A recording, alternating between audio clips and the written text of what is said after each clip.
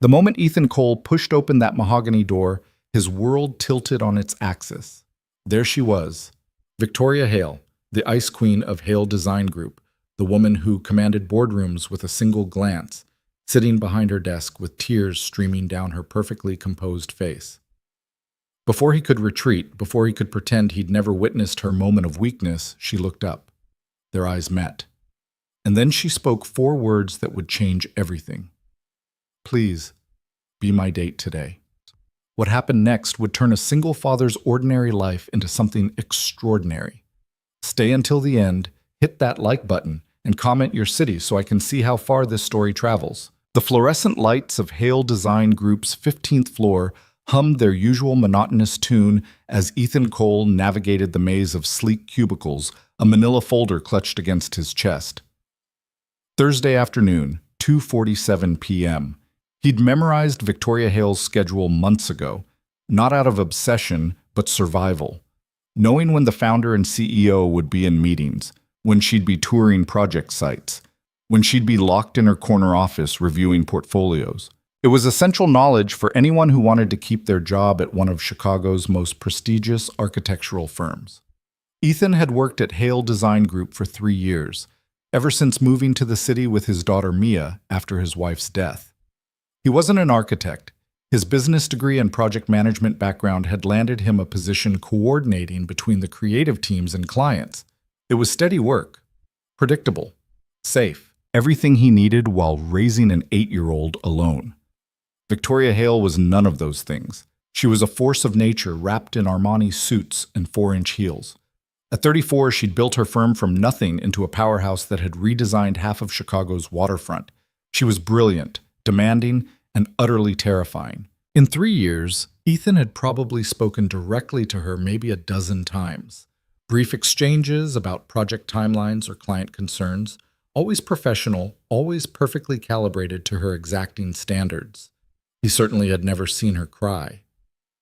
The folder in his hands contained the revised specifications for the Lakeside Tower project, something Victoria had requested from the engineering team that morning. Her assistant, Jennifer, had stepped away from her desk, probably for coffee, based on the half-empty mug still steaming beside her computer.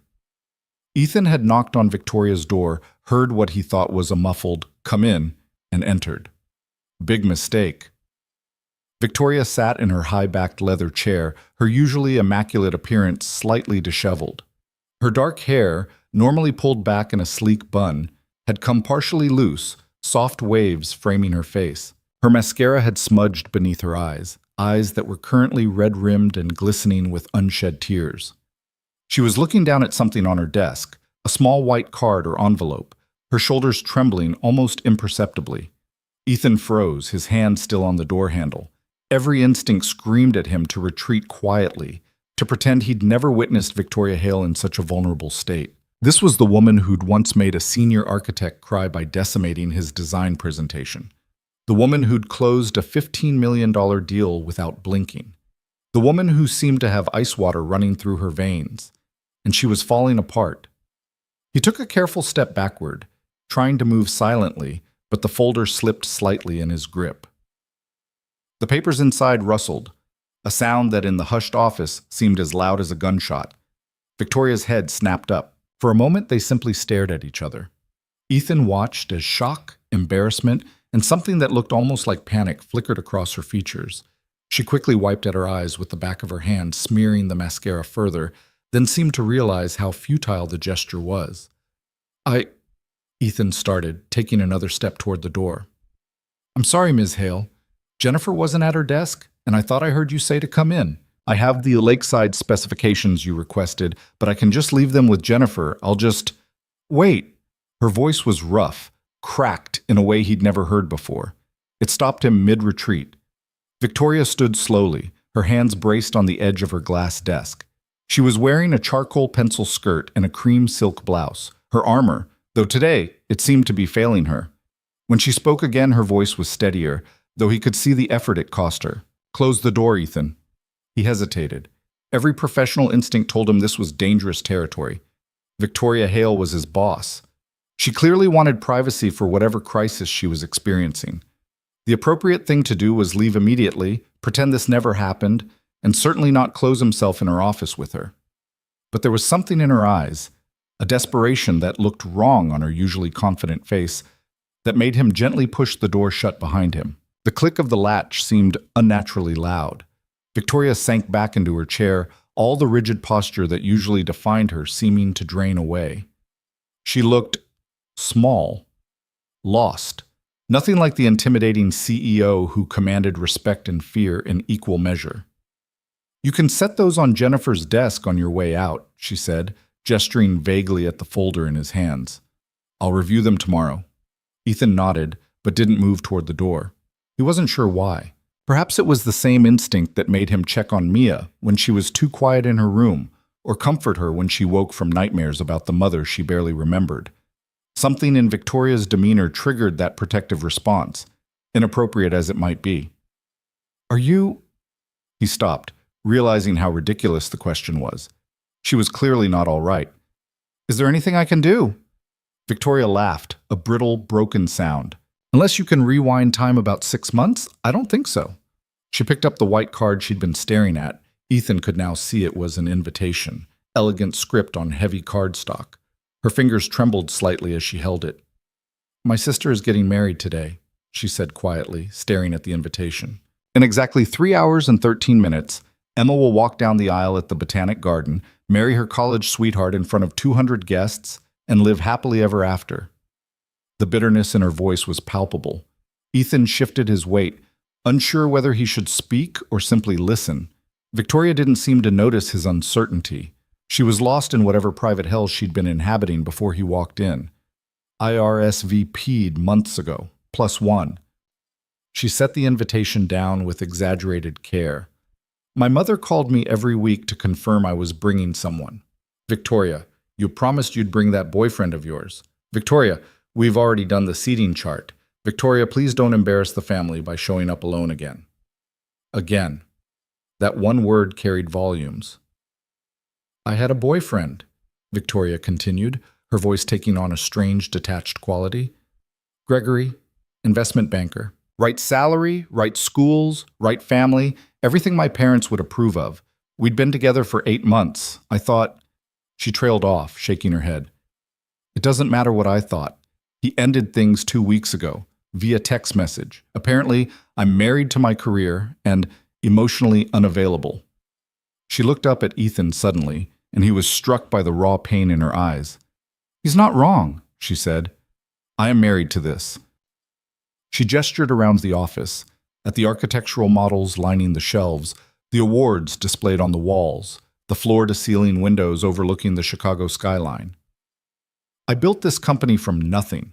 I worked 80-hour weeks for years. I sacrificed everything, relationships, friendships, sleep, any semblance of a normal life. And I don't regret it. This firm is my legacy." "But," Ethan prompted softly, "but today I have to watch my younger sister get married. Again." Victoria's laugh was hollow. "Emma's been married before, you know, at 23, right out of college. That marriage lasted 2 years. She's 29 now, on husband number 2, and my mother still thinks she's the successful daughter. Because Emma has achieved the only thing that matters in my mother's eyes. She found a man willing to put a ring on her finger." Victoria stood abruptly, pacing to the window. The late afternoon sun cast long shadows across her office, turning her into a silhouette against the bright glass. "I can't show up alone," she said, her voice barely above a whisper. "I told my mother I'd bring someone. If I arrive by myself, I'll never hear the end of it. The pitying looks, the whispered conversations, the helpful suggestions about online dating or maybe lowering my standards. My aunt will corner me to tell me that my biological clock is ticking. My cousin will ask if I've considered that maybe I'm too intimidating for men. And my mother," she pressed her forehead against the cool glass. "My mother will look at me with that expression that says she's disappointed, but not surprised that I've failed at yet another relationship." Ethan had no idea what to say. This glimpse into Victoria Hale's personal life was so far removed from the professional relationship they'd maintained for 3 years that he felt like he'd stumbled into someone else's story. "I tried calling people," Victoria said, still facing the window. "Friends from college, but everyone's busy or out of town or just Unavailable. I even considered hiring someone. There are services for this sort of thing, apparently. Professional escorts who'll pretend to be your boyfriend for events. But that felt... She shook her head. Pathetic doesn't even begin to cover it. She turned back to face him, and Ethan saw something shift in her expression. It was like watching someone making a decision in real time, weighing options, calculating risks. It was the same look she got right before closing a major deal or greenlighting a controversial design. It was the look that preceded the words that would change everything. "Ethan," she said slowly, deliberately, "I know this is completely inappropriate. I know I'm your boss and this crosses every professional boundary imaginable. I know I have absolutely no right to ask you this." She crossed the office, stopping a few feet in front of him. This close, he could see the dried tear tracks on her cheeks, the desperation poorly hidden beneath her attempt at composure. "Please," Victoria said, the words seeming to cost her everything, "be my date today." The silence that followed was absolute. Ethan's mind went blank. Of all the things he'd expected when he walked into her office, a last-minute project, a client emergency, maybe even getting fired if she was having a particularly bad day, this hadn't even registered as a remote possibility. What? "I need someone to come to this wedding with me," Victoria said, speaking faster now, as if afraid she'd lose her nerve. "Someone who can pretend to be my boyfriend for a few hours. Someone who can help me get through this day without my family tearing apart what's left of my self-respect. Miss Hale, I don't think... I'll pay you." The words tumbled out desperately. "Extra hours, overtime, whatever you want. I know it's your day off tomorrow. I'll give you the whole week off with pay. I can't do this alone." Ethan took a step back, his mind reeling. This was insane. This was his boss asking him to pretend to be her boyfriend at her sister's wedding. This was a recipe for disaster, a HR nightmare waiting to happen, a boundary violation of epic proportions. "I have a daughter," he said, the first coherent thought that formed. "Mia. I pick her up from school at 3:30. I can't just bring her." Victoria's eyes were bright with unshed tears and desperate hope. "Please, Ethan. I wouldn't ask if I wasn't desperate. I know we barely know each other. I know this is crazy. But I've watched you work for 3 years and you're kind. You're patient. You handle difficult clients with this calm confidence that I've always envied. You're exactly the kind of person who could pull this off." She took a shaky breath. "I just need someone to stand beside me for a few hours. Someone to smile and nod and make small talk and help me survive this wedding without falling apart. That's all. Just a few hours, and then you never have to think about this again. I'll sign whatever non-disclosure agreement you want. We'll never speak of it at the office. Everything goes back to normal on Monday." Ethan looked at her, really looked at her, and saw past the powerful CEO to the scared, lonely woman underneath. He thought about the times he'd seen her working late. Her office light, the only one still glowing on the 15th floor, at 9, 10, 11 at night. He thought about the rare occasions she'd smiled, brief, guarded expressions that never quite reached her eyes. He thought about the rumors that circulated through the office, the whispered speculation about Victoria Hale's personal life, or rather, her complete lack of one. He thought about his own isolation, the way he'd withdrawn into the safe, narrow world of work and parenting after losing his wife. The dates he'd turned down, the friendships he'd let lapse, the walls he'd built to protect himself and Mia from more potential loss. He thought about loneliness and how it could hollow out even the strongest person. "What time?" he heard himself ask. Victoria's eyes widened. "What?" "The wedding. What time does it start?"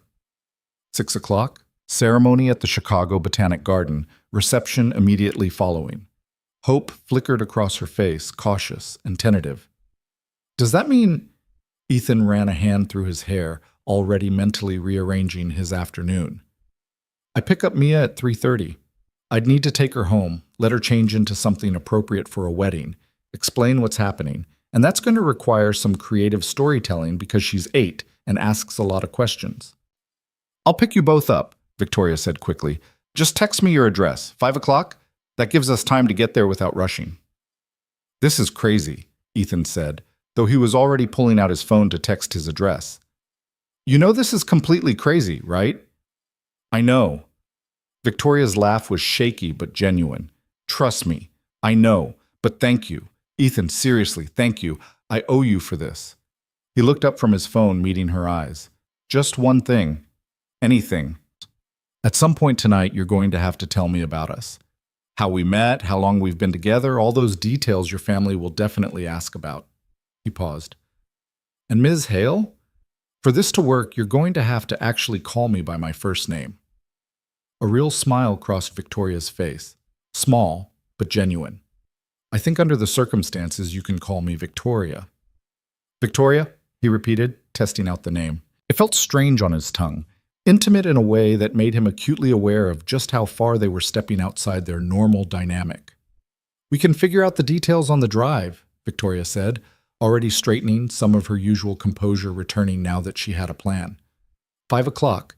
And Ethan, please don't mention this to anyone at the office. Are you kidding? I value my job way too much. He moved toward the door, then stopped. And Victoria, for what it's worth, I don't think you're emotionally unavailable. I think you're protecting yourself. There's a difference. He didn't wait for her response, slipping out of the office and closing the door quietly behind him. Jennifer was back at her desk, coffee in hand, typing away at her computer. She glanced up briefly, gave him a distracted nod, and returned to her work. Ethan set the manila folder on her desk.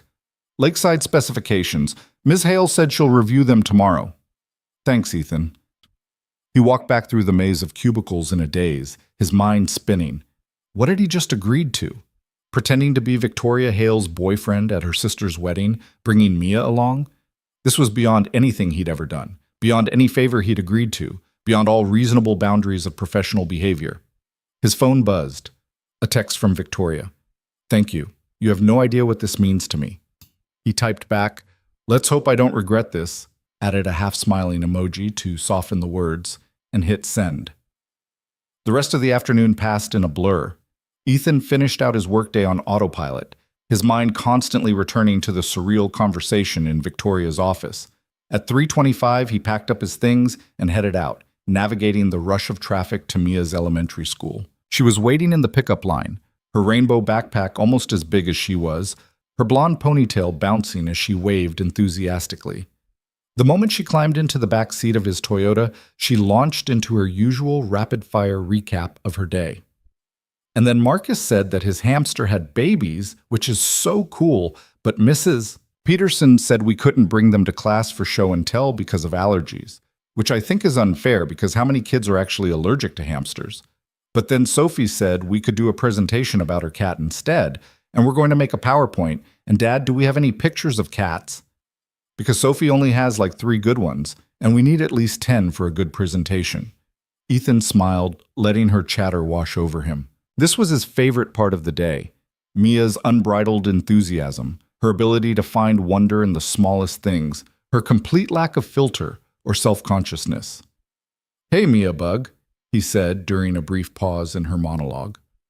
How would you feel about going to a wedding tonight? She gasped, her eyes going wide in the rearview mirror. A wedding? A real wedding? With a bride in a white dress and a cake and everything? Yep, all of that. Whose wedding? Do I know them? Can I wear my blue dress with the sparkles? Oh my gosh, Dad, I've never been to a real wedding before. She was practically bouncing in her seat now. It's my boss's sister, Ethan explained, carefully editing the truth. She invited us and I thought it might be fun, but we have to get you cleaned up and in that sparkly dress pretty quickly, okay? Okay. Can I do my hair in a bun? Like a fancy bun? And can I wear Mom's necklace? The request caught Ethan off guard, as mentions of Sarah always did. His late wife's jewelry box sat on his dresser, mostly untouched except for the delicate silver necklace with a small heart pendant that Mia loved. Sure, sweetheart, we can do that. At home, controlled chaos ensued. Mia raced to her room to find her favorite dress, while Ethan tried to figure out what a man wore to pretend to be his boss's boyfriend at a garden wedding. He settled on gray slacks, a white button-down, and a navy blazer, dressed up enough to fit in, casual enough not to look like he was trying too hard. While Mia was in the bathroom carefully styling her hair with more bobby pins than seemed structurally necessary, Ethan's phone buzzed. Victoria. Slight change of plans. Can I come up when I arrive? I'd like to meet Mia before we're in the car together. Want to make sure she's comfortable with all this. Ethan, good idea. Apartment 4B. Fair warning, she's very excited about the wedding and will probably talk your ear off. Victoria, I think I can handle it. See you soon. At 4:55, Ethan's doorbell rang. He opened it to find Victoria standing in his hallway, and for a moment, he genuinely didn't recognize her. Gone was the severe bun, replaced by soft waves that framed her face and cascaded over her shoulders. She wore an emerald green dress that somehow managed to be both elegant and understated, sleeveless, falling just below the knee, with delicate beading along the neckline that caught the light. Her makeup was subtle but perfect, covering any trace of her earlier breakdown. She looked beautiful in a way that was entirely different from her boardroom armor. "Hi," she said, and he caught a hint of nervousness in her voice. "Is this okay? Not too much?" "You look amazing," Ethan said honestly, then felt his cheeks warm at the directness of the compliment. "I mean, it's perfect for a wedding. Very not like the office." A smile tugged at her lips. "That was the goal. And you look great too, very boyfriend appropriate." "Dad, is that her? Is that your boss?" Mia's voice called from inside the apartment. Victoria's eyebrows rose. "She knows I'm your boss?" "I told her we work together," Ethan said quickly. "Simplified version of events." He stepped aside, letting Victoria enter. His apartment was small but tidy, one of those things he'd become fastidious about after Sarah died. Order he could control, even when everything else felt chaotic. Mia appeared from her bedroom, resplendent in her blue sparkly dress, her hair in a slightly lopsided bun, wearing her mother's silver necklace. She stopped when she saw Victoria, her eyes going wide. "Wow," Mia breathed. "You're really pretty."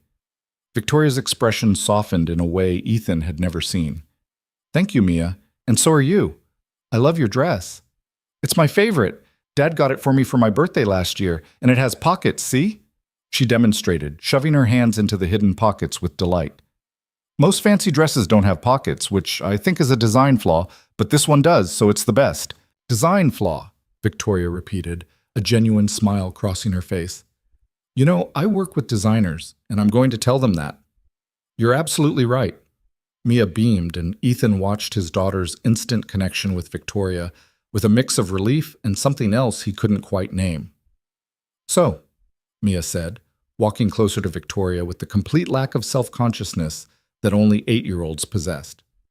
"Are you and my dad dating?" The question hung in the air. Ethan felt his face flush, but Victoria handled it with remarkable grace. "We're getting to know each other," she said carefully. "Your dad is helping me out tonight by coming to my sister's wedding, and I'm really grateful that you're coming too." "I've never been to a wedding before," Mia confided. "Is it true there's always cake?" "Always cake," Victoria confirmed. "Sometimes multiple kinds." "Okay, I officially love weddings."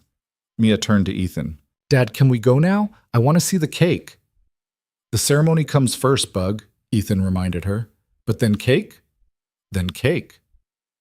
20 minutes later, they were in Victoria's car, a sleek black Mercedes that probably cost more than Ethan made in a year.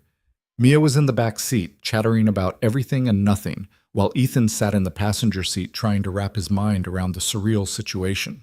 "We should probably get our story straight," Victoria said quietly, under cover of Mia's running commentary about her friend Marcus's hamster babies. "Good point." Ethan glanced back to make sure Mia was thoroughly distracted. "How long have we been together?" 3 months, Victoria suggested. "Long enough to be serious, not so long that they'll wonder why they haven't met you before." "How did we meet?" Victoria thought for a moment. "Through work, but we kept it quiet because of the professional relationship. We've been taking it slow, getting to know each other." "And Mia?" "I've met her a few times. We're still in the getting to know you phase, which is true enough." Victoria glanced in the rearview mirror at Mia, who was now singing quietly to herself. "She's wonderful, by the way." "She is," Ethan agreed, his voice soft with love. "She's my whole world." Something passed between them in that moment. An understanding, perhaps, or recognition. Victoria's hands tightened slightly on the steering wheel. "I need to warn you about my family," she said. "My mother is difficult. She has very specific ideas about success, relationships, and proper behavior. She'll judge you immediately. My father will barely speak. He usually just nods and agrees with whatever my mother says. My sister Emma is sweet but self-absorbed. And there will be aunts, uncles, cousins, all of them with opinions about my life. Noted, anyone I should particularly avoid? My Aunt Patricia. She's been trying to set me up with her podiatrist son for years. She'll corner you if she can, ask invasive questions, and probably tell you I'm difficult to love. Ethan looked at her, struck by the matter-of-fact way she said it. Are you? Victoria was quiet for a long moment. I don't know, she finally said. Gregory thought so. My college boyfriend thought so. My mother definitely thinks so. She paused. I think maybe I've just never found someone willing to understand that my career isn't competition. It's part of who I am. Then they weren't the right people, Ethan said simply. She glanced at him, surprised. You sound very certain. I am. Sarah, my wife, she understood that I needed to work, needed to provide. Even when money was tight and I was working 2 jobs, she never made me feel guilty about the hours. She got it. That's what partners do. They understand the whole person, not just the convenient parts. I'm sorry, Victoria said softly. About your wife. I knew you were widowed, but I should have said something before. It's okay. It was 5 years ago. The grief doesn't go away, but you learn to carry it differently. He looked out the window at the passing city. Mia barely remembers her. Sometimes I don't know if that's better or worse. They drove in comfortable silence for a while, the weight of shared losses and loneliness creating an unexpected bond. The Chicago Botanic Garden was exactly as elegant as Ethan had expected. Manicured lawns, blooming flowers despite the cool March weather, romantic lighting strung between trees. Victoria pulled into the parking area, and he could see her shoulders tense as they approached the entrance. Ready? He asked. No, she admitted. But let's do this anyway. As they walked toward the ceremony site, Mia between them holding both their hands, Ethan caught sight of the gathering crowd. Women in designer dresses, men in expensive suits, an atmosphere of old money and social expectations. He felt suddenly, acutely out of place. Then Victoria squeezed his hand, just once, quick and desperate, and he remembered why they were here. Not for him. For her. To help her survive this day with her dignity intact. He squeezed back, a silent promise. Victoria. A woman's voice, sharp and commanding, cut through the ambient chatter. There you are. We were beginning to think you wouldn't show. The woman approaching them was clearly Victoria's mother. Same dark hair, though expertly colored to hide any gray, same sharp cheekbones, same assessing gaze. She wore a champagne-colored dress and a smile that didn't reach her eyes. Hello, Mother, Victoria said, her voice carefully neutral. We hit traffic on Lakeshore Drive. Mother, this is Ethan Cole and his daughter Mia. Mrs. Hale's eyes swept over Ethan with the efficiency of a practiced judge. He could almost see her cataloging details. His off-the-rack blazer, his affordable watch, his last name that suggested no prominent family connections. Ethan, she said, extending a perfectly manicured hand, how lovely to finally meet you. Victoria has told us so little about you. It wasn't quite an insult, but it wasn't friendly either. The pleasure is mine, Mrs. Hale, Ethan said, shaking her hand with confident firmness. Victoria speaks of her family often. She's been looking forward to celebrating Emma's big day. A small lie, but a strategic one. Mrs. Hale's expression thawed slightly. And who is this? She looked down at Mia with the expression of someone not entirely comfortable around children. I'm Mia, his daughter announced cheerfully, apparently immune to the woman's intimidating presence. I'm 8, and this is my first wedding ever, and I'm really excited about the cake. Despite herself, Mrs. Hale's lips twitched toward a smile. Well, Emma did spare no expense on the desserts. I'm sure you'll find something to your liking. Come on, Victoria said, her hand finding Ethan's again. We should find our seats before the ceremony starts. As they walked away, Mia whispered loudly, Dad, that lady seems kind of scary. Mia, Ethan chided gently. What? She does. Victoria laughed, a real, genuine laugh that made several people nearby turn to look. You know what, Mia? You're not wrong. They found their seats in the middle section, close enough to be respectful, but not so close that they'd be under constant observation. The ceremony site was stunning. White chairs arranged in neat rows, an arch decorated with trailing ivy and white roses, the evening sun casting everything in golden light. As guests continued to arrive, Ethan became increasingly aware of the looks they were getting, or rather, the looks Victoria was getting, curious, speculative, some openly surprised. He realized that many of these people probably hadn't expected her to actually show up with a date. Victoria! A young woman in a pink bridesmaid dress rushed over, her face lit with genuine joy. Oh my gosh, you made it! And you brought... She looked at Ethan with friendly curiosity. Emma, this is Ethan Cole and his daughter Mia. Ethan, my sister Emma, the bride herself. Emma was softer than Victoria in every way. Rounder face, warmer smile, less intensity in her eyes. She shook Ethan's hand enthusiastically. It's so great to meet you. Victoria's been so secretive about her love life, I was starting to think she was making you up. She laughed, not noticing Victoria's wince. And Mia, how cute are you? I love your dress. I love yours more, Mia said honestly. You look like a princess. Emma beamed. Thank you. Hey, after the ceremony, you should come to the kids' table. We have some other children your age, and there's going to be crafts and games. Really? Dad, can I? We'll see, Bug. Ethan smiled at Emma. Congratulations on your wedding. Everything looks beautiful. Thanks. I'm so nervous I could throw up, but also so excited I could explode. So it's this weird combination that's probably not healthy.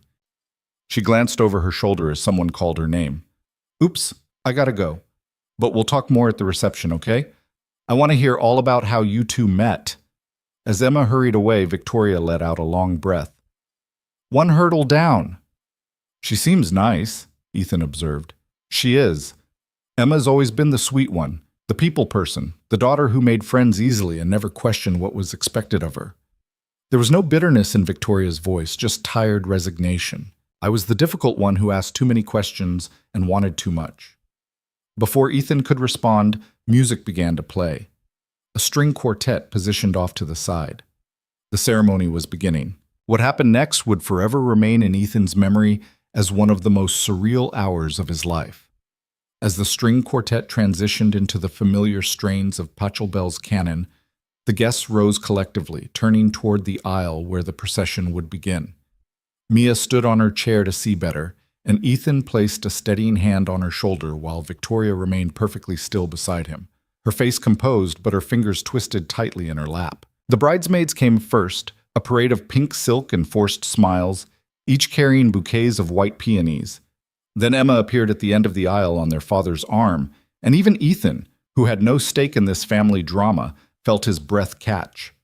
The bride wore ivory lace that seemed to shimmer in the evening light, her veil trailing behind her like a waterfall of tulle. He glanced at Victoria and saw something flicker across her face. Not jealousy exactly, but something more complex. Longing, perhaps, or loss, or simply the weight of watching someone else achieve the traditional markers of success while her own life followed a different trajectory entirely. Without thinking, Ethan reached over and gently took Victoria's hand. She startled slightly, then her fingers closed around his with surprising strength. To anyone watching, it would look like an affectionate gesture between a couple, but Ethan felt the tremor in her grip, the vulnerability she was fighting to contain. The ceremony itself was traditional to the point of predictability. The officiant spoke about love and commitment with the practiced sincerity of someone who performed 3 weddings every weekend. Emma and her groom, a pleasant-looking man named David, whom Ethan vaguely recognized from the earlier introductions, exchanged vows they'd clearly written themselves, full of inside jokes and tearful promises. I promise to always laugh at your terrible puns, Emma said, her voice shaking with emotion. I promise to never stop making them, David replied, earning a ripple of laughter from the audience. Mia watched with rapt attention, her eyes wide with wonder. Dad, she whispered loudly enough for several rows to hear, when they kiss, does that mean they're married forever? That's the idea, Bug, Ethan whispered back. Like you and Mom were going to be? The question hit him squarely in the chest. Yes, sweetheart. Like that. Victoria's hand tightened in his, and when he looked at her, he saw understanding in her eyes. She knew about loss too, he realized.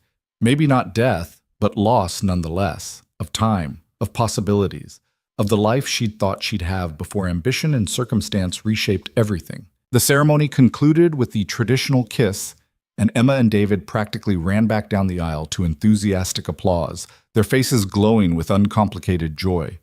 The guests began to disperse toward the reception area, and Ethan felt Victoria's posture shift beside him, her shoulders squaring as if preparing for battle. "Round 2, she murmured. "We've got this," Ethan said with more confidence than he felt. The reception was set up in a massive tent strung with thousands of tiny lights that turned the space into something out of a fairy tale.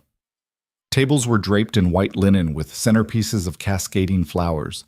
A band was setting up in one corner, and along the far wall, Ethan could see the dessert table that had been the subject of much speculation from Mia.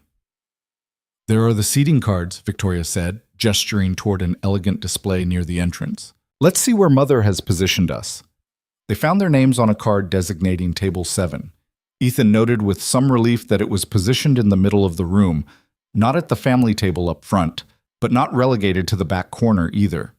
A diplomatic placement, he thought, for the daughter whose attendance was desired but whose choices were quietly disapproved of. "Oh, wonderful. We're at the same table as Aunt Patricia," Victoria said flatly, reading the other names on the card. "The one with the podiatrist's son?" "The very same. And my cousin Jennifer, who got engaged 6 months ago and won't stop talking about wedding planning, and Uncle Robert, who made his fortune in real estate and thinks everyone else's career is cute but ultimately pointless." She sighed. "Mother really outdid herself with this seating arrangement."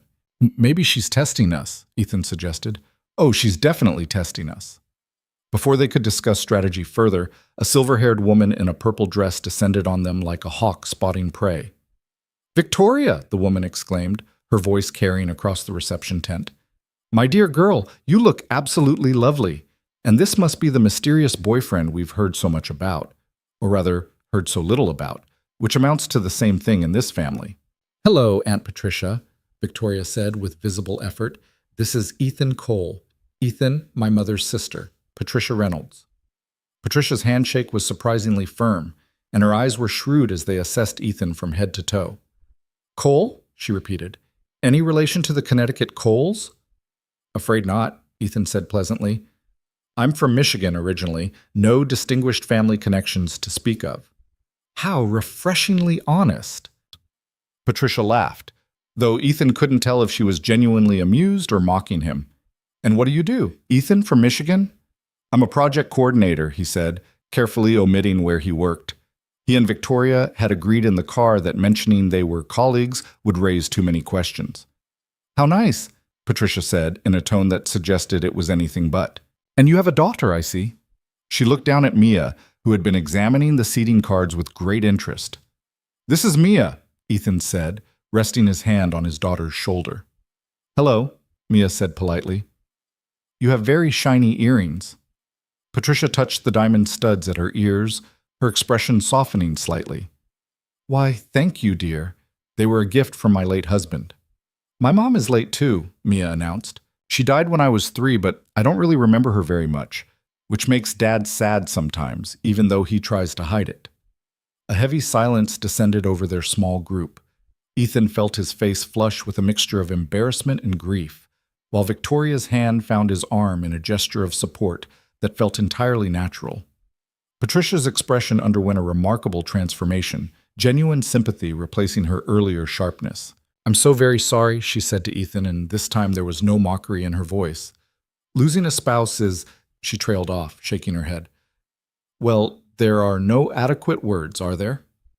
"No, ma'am, there aren't," Ethan agreed quietly. "Mia, darling, would you like to come with me to see the dessert table?" Patricia asked, offering her hand. "I happen to know they have chocolate-covered strawberries, and I think we could sneak one before dinner." Mia looked up at Ethan questioningly. "Can I, Dad?"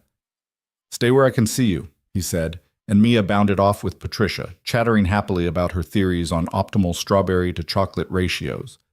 Once they were out of earshot, Victoria let out a long breath. I think Mia just accomplished in 30 seconds what I haven't managed in 34 years. She made Aunt Patricia genuinely like someone I brought to a family event. She has that effect on people, Ethan said, watching his daughter's animated gestures as she examined the dessert display. No filter, complete honesty. Impossible not to love. She's wonderful, Victoria said softly. You've done an amazing job raising her alone. I had help. Sarah's parents, before they moved to Florida. Good daycare. Teachers who understood. You do what you have to do. They stood together watching Mia and Patricia, and Ethan felt the strangeness of the situation wash over him again. Here he was at a wedding with his boss pretending to be her boyfriend, while his daughter charmed her intimidating relatives. If someone had told him this morning that his day would unfold this way, he would have laughed at the absurdity. We should probably mingle, Victoria said, though she didn't sound enthusiastic about the prospect. My mother will notice if we hide in the corner all evening. Then let's mingle, Ethan said, offering his arm. Just tell me who to avoid and who to impress. Victoria took his arm with a small smile. That would be everyone and no one, respectively.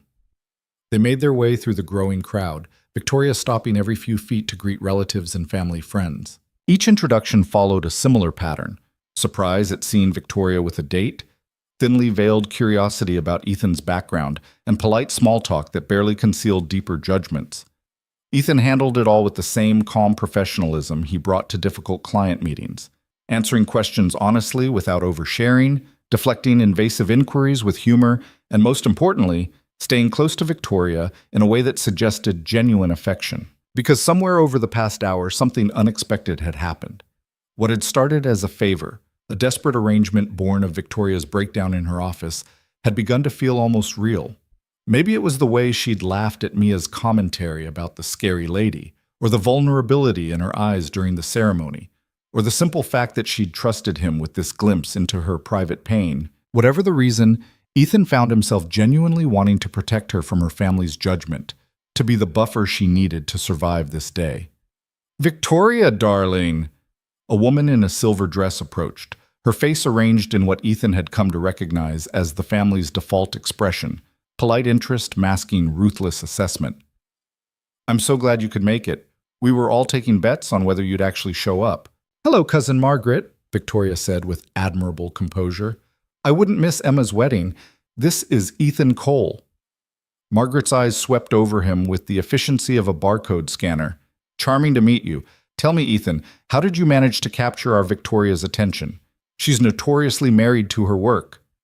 "Actually, that's one of the things I admire most about her," Ethan said easily. "Victoria's passion for her career is part of what makes her extraordinary. I wouldn't want her to be any other way." The response clearly caught Margaret off guard. Her smile faltered slightly before recovering. "How modern of you. Most men find successful women rather intimidating." "Then most men are missing out," Ethan replied. Victoria's hand tightened on his arm, and when he glanced at her, he saw something warm in her eyes that hadn't been there before. They continued their circuit of the room, collecting similar exchanges like battle scars. Victoria's Uncle Robert pontificated about the superiority of commercial real estate over residential architecture. Her cousin Jennifer spent 15 minutes detailing her upcoming wedding plans without once asking about Victoria's life. A college friend of Emma's made a pointed comment about biological clocks and the importance of not waiting too long. Through it all, Ethan stayed close, his presence a steady anchor in Victoria's sea of familial judgment. He fetched her drinks, made her laugh with quiet observations about their table mates, and most importantly, treated her with a respect and admiration that seemed foreign to most of her relatives. "All right, everyone, please find your seats." The wedding coordinator's voice rang through the tent. "Dinner will be served shortly." They collected Mia from the dessert table, where she'd apparently befriended 2 other children and convinced them to help her rank the various sweets by fancy factor, and made their way to table 7. The seating arrangement was exactly as dire as Victoria had predicted. Aunt Patricia was there with her podiatrist son Ronald, a balding man in his 40s who looked deeply uncomfortable in his suit. Cousin Jennifer sat with her fiancé Brad, a man who seemed to communicate exclusively in sports metaphors. Uncle Robert had brought his much younger girlfriend Amber, who spent most of her time checking her phone. Rounding out the table were 2 of Emma's friends from college, both already halfway to drunk and giggling about something on their phones. "Isn't this cozy?" Victoria murmured as they took their seats. Dinner was a production in 5 courses, each more elaborate than the last. Ethan found himself seated between Victoria and Ronald, who immediately launched into a detailed explanation of the various foot ailments he treated on a daily basis. "Bunions are actually far more complex than most people realize," Ronald was saying, completely oblivious to Ethan's glazed expression. "The biomechanics of the metatarsophalangeal joint. Ronald, dear, perhaps not everyone finds podiatry as fascinating as you do," Patricia interrupted gently. "I think feet are weird," Mia announced from her seat on Ethan's other side. "They have so many bones. We learned about it in science class." 26 bones in each foot," Ronald said enthusiastically, finally finding an appreciative audience. "Do you know the names of any of them?" As Mia and Ronald embarked on an animated discussion of skeletal structure, Ethan felt Victoria lean closer. "Thank you," she said quietly, her breath warm against his ear. "For what?" "For being here, for handling my family with such grace, for not running screaming when Aunt Patricia started the interrogation." "The night's not over yet," Ethan said lightly. "I might still make a break for it." "Please don't," Victoria said, and something in her voice made him look at her more carefully. The composed mask she'd worn all evening was cracking slightly around the edges, revealing the exhaustion underneath. "I don't think I can do this without you." "You don't have to," Ethan said, and meant it. "I'm not going anywhere." Across the table, Jennifer was holding court about her wedding plans, her voice rising with enthusiasm. "And we've decided on a destination wedding in Cabo. I know it's asking a lot of people to travel, but Brad and I just felt like we needed something special, you know? Something that really represents our love story." "That sounds lovely, dear," Patricia said diplomatically. "Victoria, you're still coming, right?" Jennifer asked, her tone suggesting the answer was already assumed. "I know you're so busy with work, but this is family. Surely you can take a week off for your cousin's wedding." Victoria's fork paused halfway to her mouth. "When is it again?" "October 15th through the 22nd. I sent you the invitation months ago." "October is our busiest season," Victoria said carefully. "We have 3 major projects delivering, and I'm presenting to the Planning Commission on the 17th. I don't think—" "See, this is exactly what I mean," Jennifer cut in, her smile sharp. "You're always too busy. Work, work, work. Don't you want to have a life outside of that office?" The table went quiet. Even Ronald stopped his anatomical lecture to Mia. "Jennifer," Patricia said warningly. "What?" "I'm just saying what everyone else is thinking. Victoria's 34 years old, and what does she have to show for it besides a company? No husband? No kids?" "That's enough," Ethan said, his voice quiet but firm enough to cut through Jennifer's tirade. Jennifer blinked at him. "Excuse me?" "I said that's enough." Ethan set down his fork deliberately. "Victoria has built one of the most successful architectural firms in Chicago from the ground up. She's designed buildings that will be standing long after most of us are gone. She employs over 50 people, supports countless families, and creates beauty in this city every single day. I'd say that's quite a lot to show for 34 years. "I didn't mean—" Jennifer started. "And as for having a life," Ethan continued, his hand finding Victoria's under the table, "she's sitting right here with someone who thinks she's remarkable exactly as she is. Someone who admires her passion and her dedication instead of expecting her to diminish herself to make others comfortable." The silence that followed was absolute. Jennifer's face had gone red, Brad was staring intently at his plate, and even the drunk college friends had stopped giggling. Patricia was the first to speak. "Well said, Ethan." She raised her wine glass slightly. "It's about time someone in this family appreciated Victoria for who she is, rather than who they think she should be, shut." Uncle Robert cleared his throat uncomfortably. "Yes, well, different paths to success and all that." The conversation gradually resumed, shifting to safer topics. But Ethan felt Victoria's hand trembling in his. When he looked at her, he saw her eyes were bright with unshed tears. "Excuse me," she said, suddenly standing. "I need to use the restroom." She walked away quickly, her composure cracking with each step. Ethan watched her go, torn between following and giving her space. "Go after her," Patricia said quietly. "She needs you." Ethan turned to Mia. "Bug, can you stay here with Patricia for a few minutes?" Is Victoria okay? Mia asked, her face scrunched with concern. She will be. I just need to check on her. He found Victoria outside the tent, standing in a small garden area lit by paper lanterns. Her shoulders were shaking, and when she heard his approach, she tried to wipe her eyes quickly. I'm fine, she said, her voice thick. Just needed some air. Victoria? I'm fine, Ethan, really. She laughed bitterly. I just spent the last hour being reminded of everything I don't have, everything I've failed at. And then Jennifer. Her voice broke. Ethan closed the distance between them and without thinking pulled her into his arms. Victoria stiffened for a moment, then collapsed against him, her face pressed against his shoulder. You haven't failed at anything, he said quietly, one hand rubbing slow circles on her back. You've succeeded at things most people don't even have the courage to attempt. Then why does it feel like I'm losing? The words came out muffled against his shirt. Why do I feel like I've made all the wrong choices? Because your family has spent your entire life making you feel that way. Ethan pulled back slightly so he could see her face. But they're wrong, Victoria. The life you've built is incredible. The work you do matters. You matter. You don't have to say that just because... I'm not saying it because of anything. I'm saying it because it's true. He reached up, gently wiping away a tear that had escaped down her cheek. I've worked for you for 3 years. I've seen how you fight for good design, how you mentor young architects, how you push everyone, including yourself, to be better. You're brilliant and driven, and yes, sometimes intimidating as hell, but that doesn't make you wrong for wanting more from your career than what other people think you should settle for. Victoria stared at him, her eyes searching his face. Why did you really agree to come tonight? The question hung between them, heavy with implications. Ethan took a breath. This was the moment for honesty, complete and unfiltered. Because when I walked into your office and saw you crying, I recognized something in you. Loneliness. The kind that comes from protecting yourself so completely that you forget how to let anyone close. He paused. I felt that way for 5 years, since Sarah died. I built this safe little world with just me and Mia, and I told myself it was enough, that I didn't need anything else.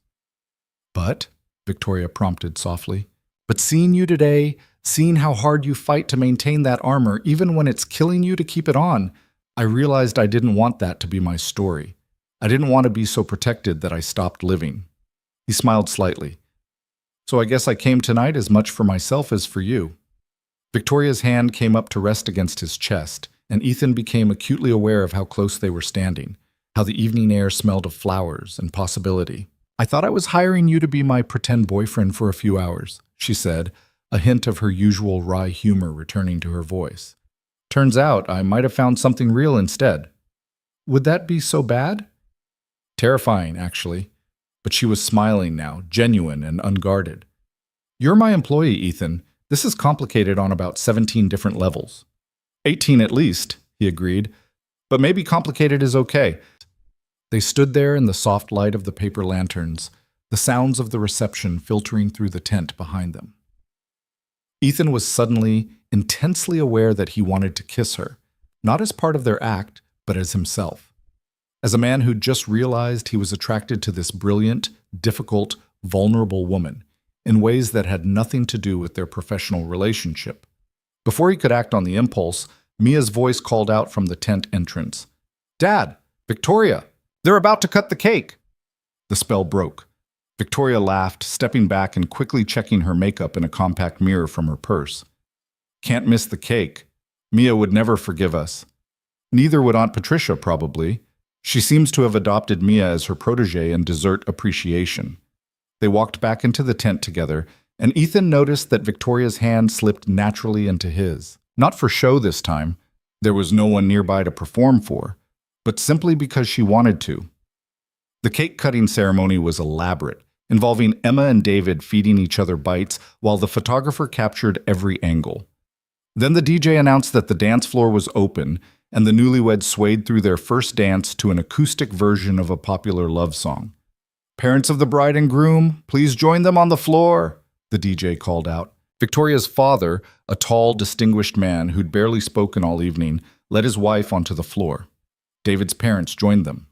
Then the DJ opened it up to everyone, and suddenly the floor was full of swaying couples.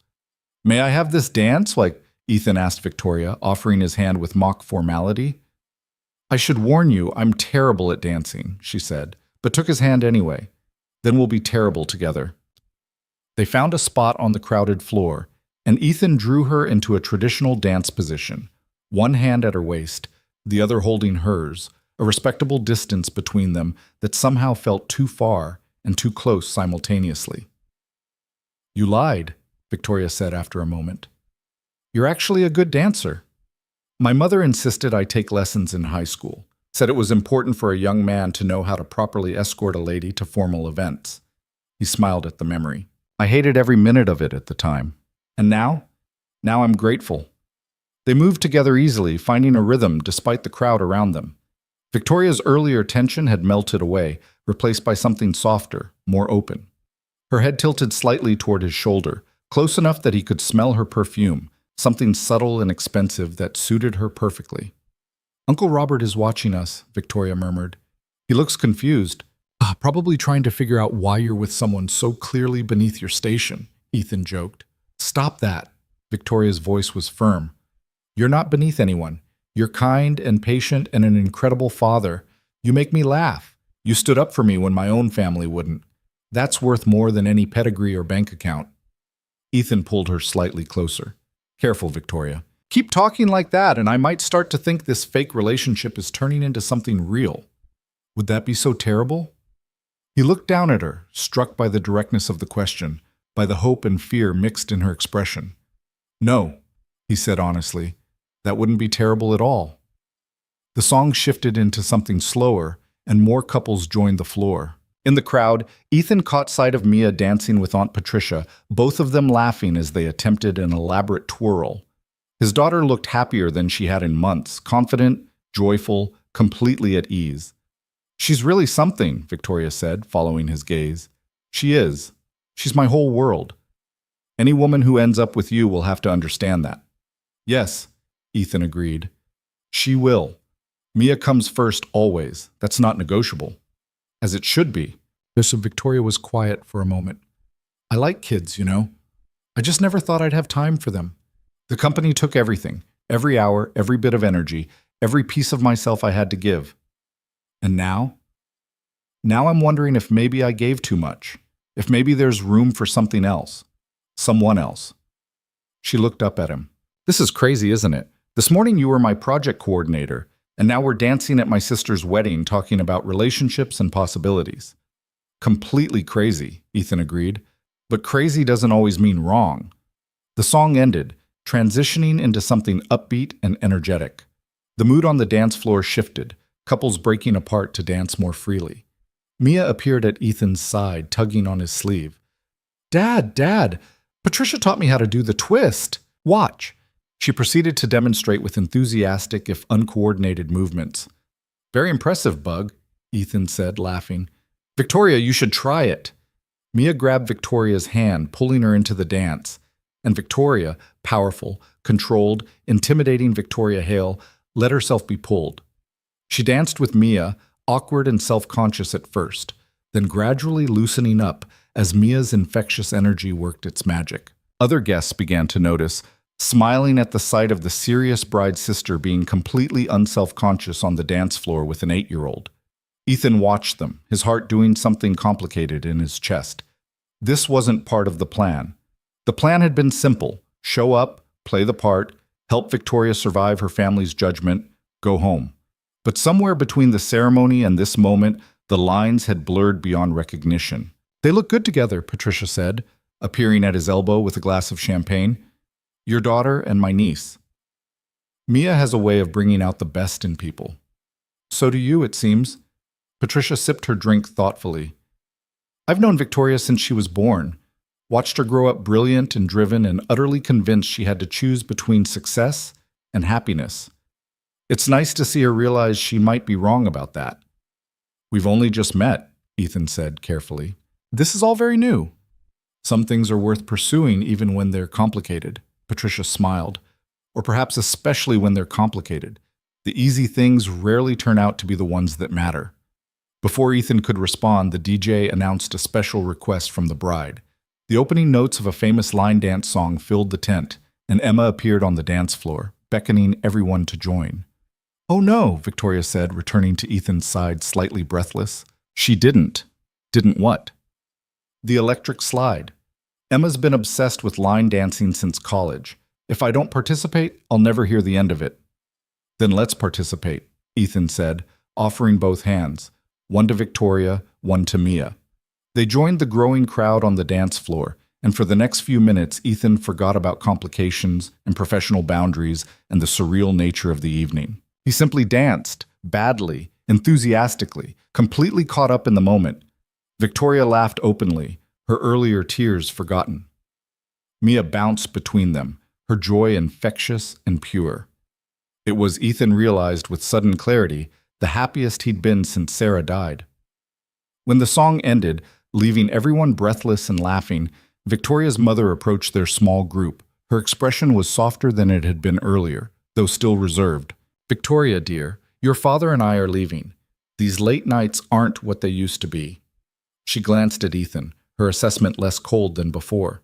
"It was nice to meet you properly, Ethan, and your daughter is delightful." "Thank you, Mrs. Hale." She turned back to Victoria. "We should have lunch next week, just the two of us. It's been too long since we had a real conversation." Victoria's surprise was evident. "I'd like that, Mother." "Good. I'll have my assistant call yours to arrange it." Mrs. Hale hesitated, then reached out to touch Victoria's arm briefly. "I'm glad you came tonight, and I'm glad you didn't come alone." It was perhaps the closest thing to approval Victoria had received all evening. After her mother left, she stood there looking slightly stunned. "Did that really just happen?" she asked. "I think your mother just gave us her blessing," Ethan said. "She never gives her blessing. She gives pointed criticism and disappointed sighs. Maybe seeing you happy changed her mind." Victoria looked at him, her eyes bright. "Am I? Happy, I mean? You tell me." She considered the question seriously. "Yeah," she finally said, sounding almost surprised. "I think I am. For the first time in a very long while, I actually feel happy." The reception continued around them. Emma and David making rounds to each table, relatives telling embarrassing stories during impromptu toasts, the bar doing steady business as the evening wore on. Ethan and Victoria stayed on the edges of it all, sometimes dancing, sometimes just talking, always together. Mia alternated between joining them and running off with her new friends, her energy seemingly inexhaustible. As the evening wound down and guests began trickling out, Emma found them one last time. "Thank you so much for coming," she said, hugging Victoria tightly. "I know today was probably hard for you, but I'm really glad you were here." "I wouldn't have missed it," Victoria said, and Ethan could hear that she meant it. Emma turned to him. "Ethan, thank you for making my sister smile like that. I haven't seen her this relaxed in years." "It's been my pleasure." "And Mia." Emma scooped up his daughter in a hug. "You made this wedding about 1,000 times more fun. Thank you for being here." After Emma swept away to say goodbye to other guests, Victoria checked her watch. "It's almost 10. We should probably get going before Mia falls asleep standing up." As if on cue, Mia yawned enormously. "I'm not tired," she insisted, even as her eyes drooped. They collected their things and said their final goodbyes. Aunt Patricia hugged them both, whispering to Victoria, "Don't let this one get away." Uncle Robert gave Ethan a firm handshake and a nod of what might have been respect. Even Jennifer managed a somewhat sincere apology for her earlier comments. The drive home was quiet, Mia falling asleep in the back seat within minutes. Victoria navigated the late-night traffic with one hand on the wheel, the other resting on the center console where Ethan could easily reach it. He did, linking their fingers together in a gesture that had become natural over the course of the evening.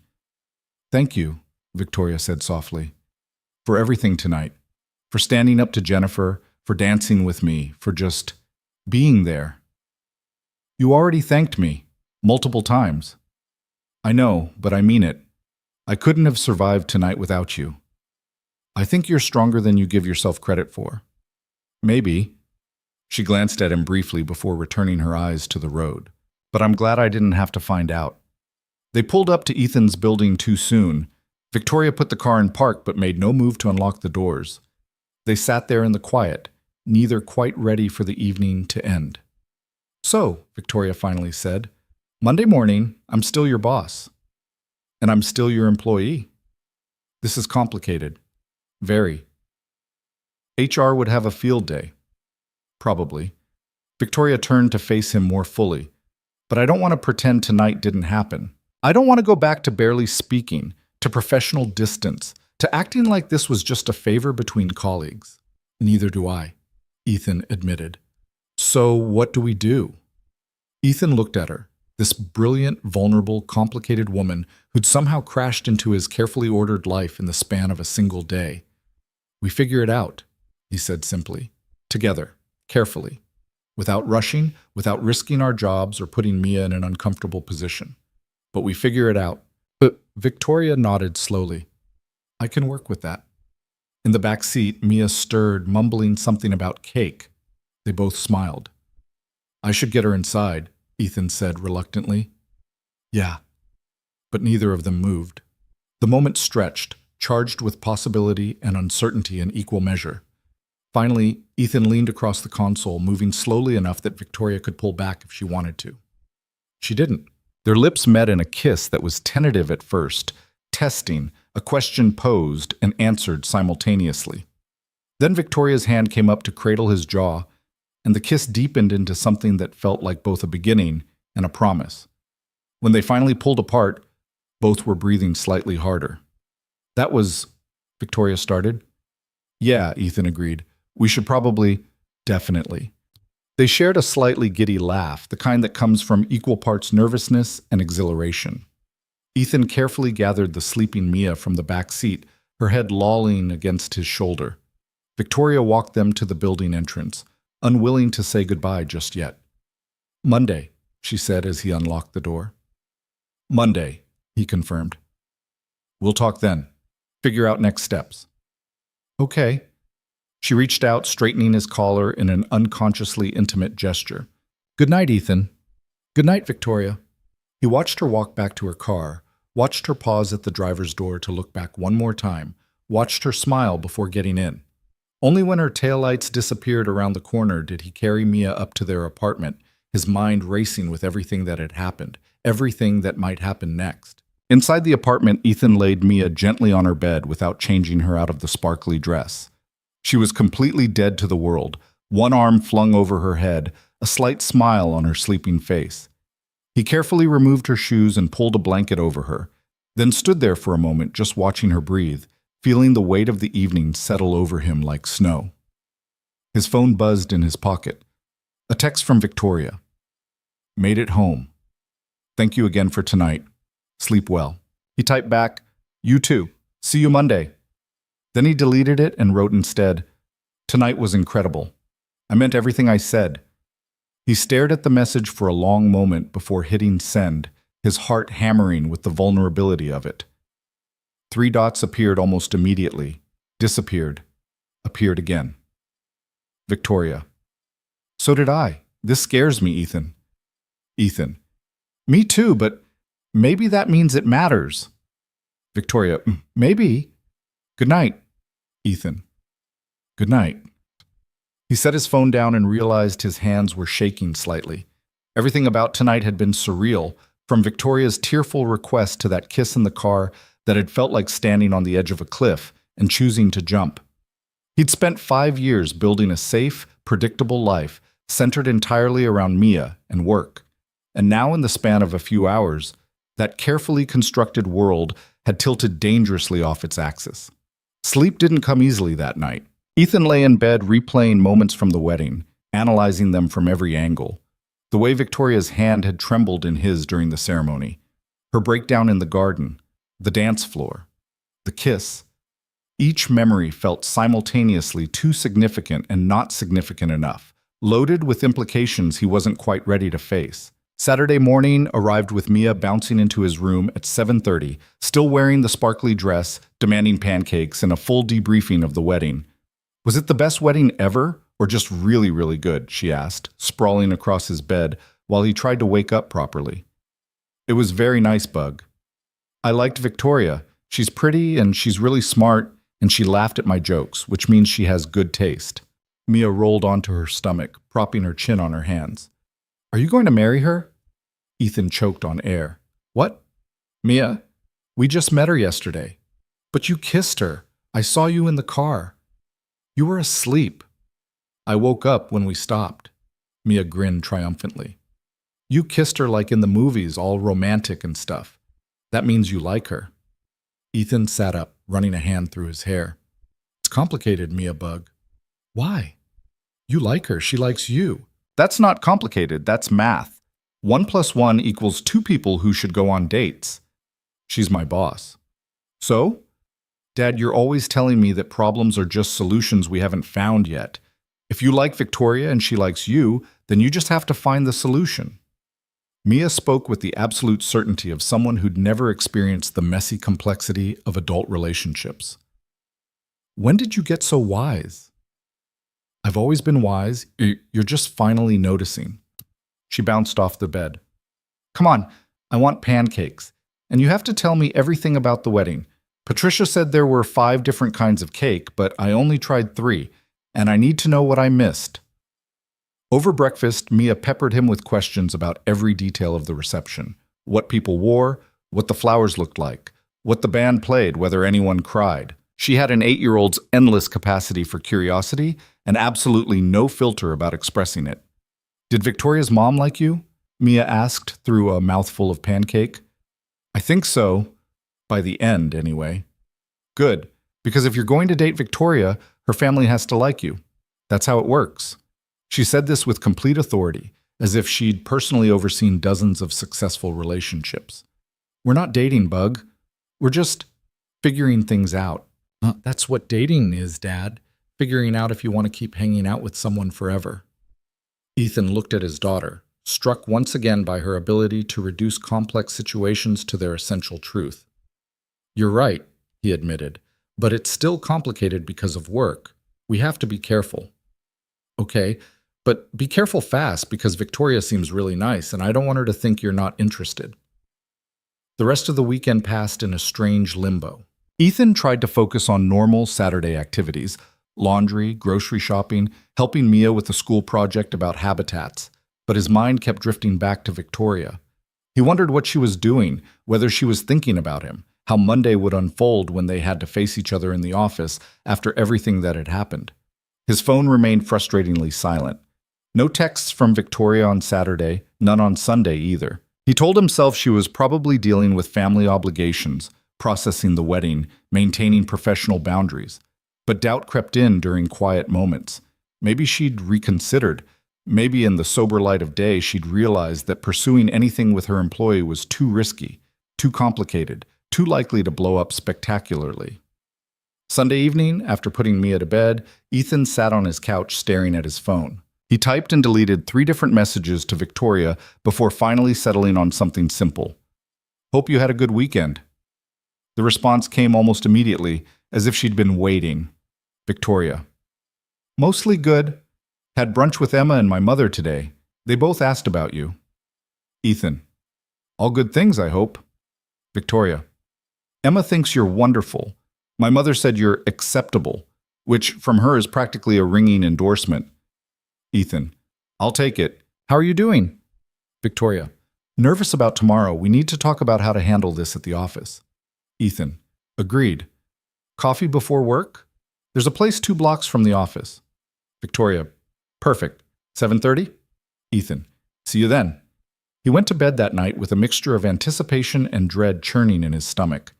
By morning, he'd changed his outfit 3 times before settling on what he normally wore to work, khakis and a button-down, nothing special. Mia noticed his anxiety and gave him a pep talk over breakfast that would have been touching if it wasn't coming from someone who still believed in Santa Claus. Just be yourself, Dad. You're really great at that. Thanks, Bug.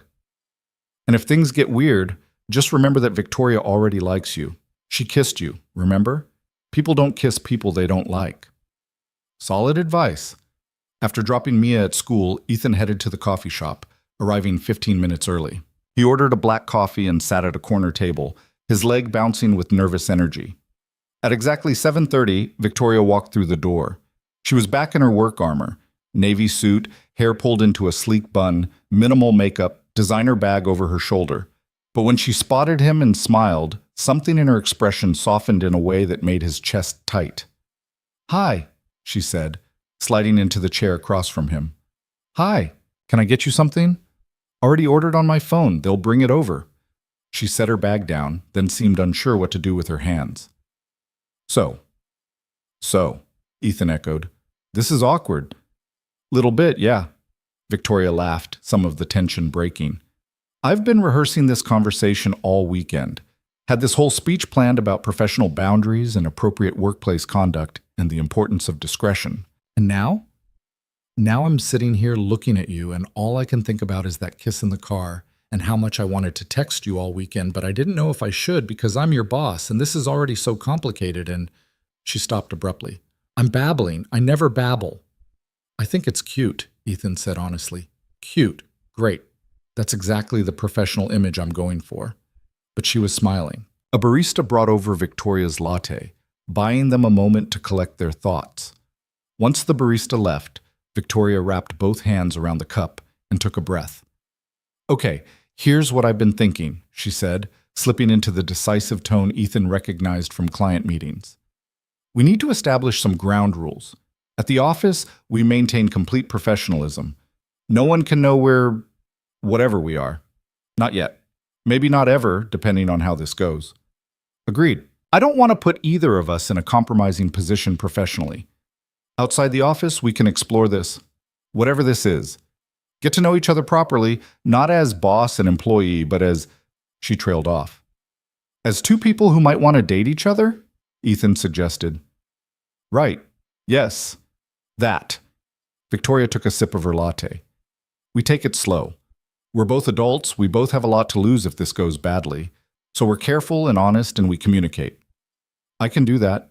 And Mia, Victoria continued, she has to be the priority. If at any point the situation becomes confusing or uncomfortable for her, we stop. No question. The fact that Victoria had thought about his daughter, had made Mia's well-being part of her calculations, hit Ethan with unexpected force. Thank you, he said quietly, for thinking about her. Of course, she's part of your life, which means if I want to be part of your life, I have to consider her too. Victoria met his eyes.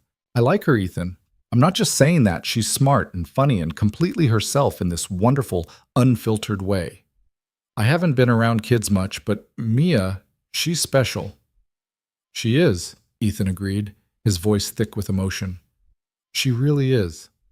They sat in silence for a moment, the morning coffee shop bustle happening around them. Baristas calling orders, the hiss of the espresso machine, other customers typing on laptops or scrolling through phones. So, Victoria said eventually, we're doing this. Actually doing this. Looks like it. How do you feel about that? Terrified, she admitted, excited, hopeful, like I'm standing at the edge of something that could either be wonderful or completely destroy my carefully ordered life. Same, Ethan said, all of the above. We should probably get to the office. Separately, obviously. I'll leave first. You follow in 10 minutes? Professional discretion. Got it. Victoria stood, collecting her bag and coffee.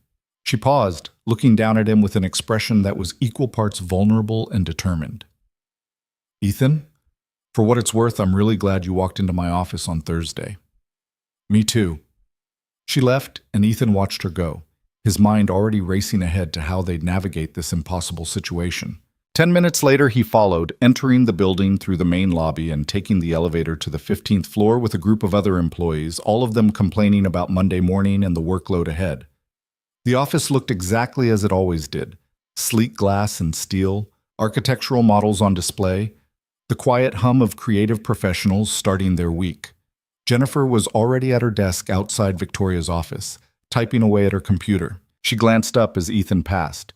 Morning, Ethan. Victoria's in a meeting until 9 if anyone's looking for her. Thanks, Jennifer.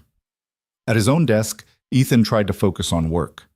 He had a client presentation to prepare, project timelines to update, emails that had accumulated over the weekend. But his attention kept drifting to Victoria's closed office door, wondering what she was doing, whether she was thinking about him too. His phone buzzed with a text from Victoria. This is going to be harder than I thought. You're literally 50 feet away and I can't talk to you. Ethan smiled, typing back, Patience. We have time. Victoria. Do we? I feel like I've waited my entire life to feel this way about someone. The message made Ethan's breath catch. He stared at it for a long moment before responding. Then a few hours won't matter. Focus on your meeting. I'll be here when you're done. The morning crawled by with excruciating slowness. Ethan attended a team meeting where they discussed the Lakeside Tower project, contributed to a brainstorming session about a new client pitch, reviewed cost estimates for a residential development.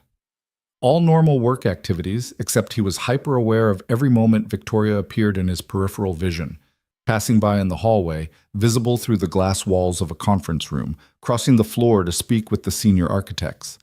At noon, his phone buzzed again. Victoria. Lunch, there's a place 6 blocks away. No one from the office goes there. Ethan. Give me 5 minutes. They met outside the building, carefully not leaving together. The restaurant Victoria had chosen was a small Thai place tucked into a side street, the kind of spot that catered to locals rather than the business lunch crowd. Inside, they found a booth in the back corner as far from the windows as possible. This feels like we're having an affair, Victoria said once they'd ordered. All this sneaking around in secrecy. Would you rather tell people at the office? No, not yet. Maybe never, depending on how this goes. The optics are terrible. Powerful female boss dating her subordinate employee. Everyone would assume I'm either using my position inappropriately or that you're trying to sleep your way to a promotion. I hadn't thought about it that way, Ethan admitted. Welcome to the joys of being a woman in a leadership position. Every relationship choice is scrutinized, every decision questioned. Victoria sighed. I'm sorry. That came out more bitter than I intended. You're allowed to be bitter. Sounds like you've earned it. Their food arrived, and they ate in comfortable silence for a few minutes before Victoria spoke again. Tell me something about yourself that I don't know from your employment file. Ethan thought about it. I wanted to be an architect when I was younger. That's actually why I applied at Hale Design Group. I thought maybe being around the creative process, even just coordinating projects, would be close enough to the dream. What stopped you? From becoming an architect, I mean. Life, mostly. My dad got sick my junior year of college. I switched from architecture to business so I could finish faster and start working to help with medical bills. Then I met Sarah, we got married, Mia came along, and suddenly I had a family to support. Architecture school seemed like an impossible luxury. He shrugged. No regrets, though. The choices I made brought me here, to this moment. I wouldn't change that. Victoria was quiet, studying him with an intensity that made him self-conscious. What? He asked. I'm just thinking about all the sacrifices you've made for the people you love. Your education, your dreams, probably countless other things I don't even know about. And you don't resent it.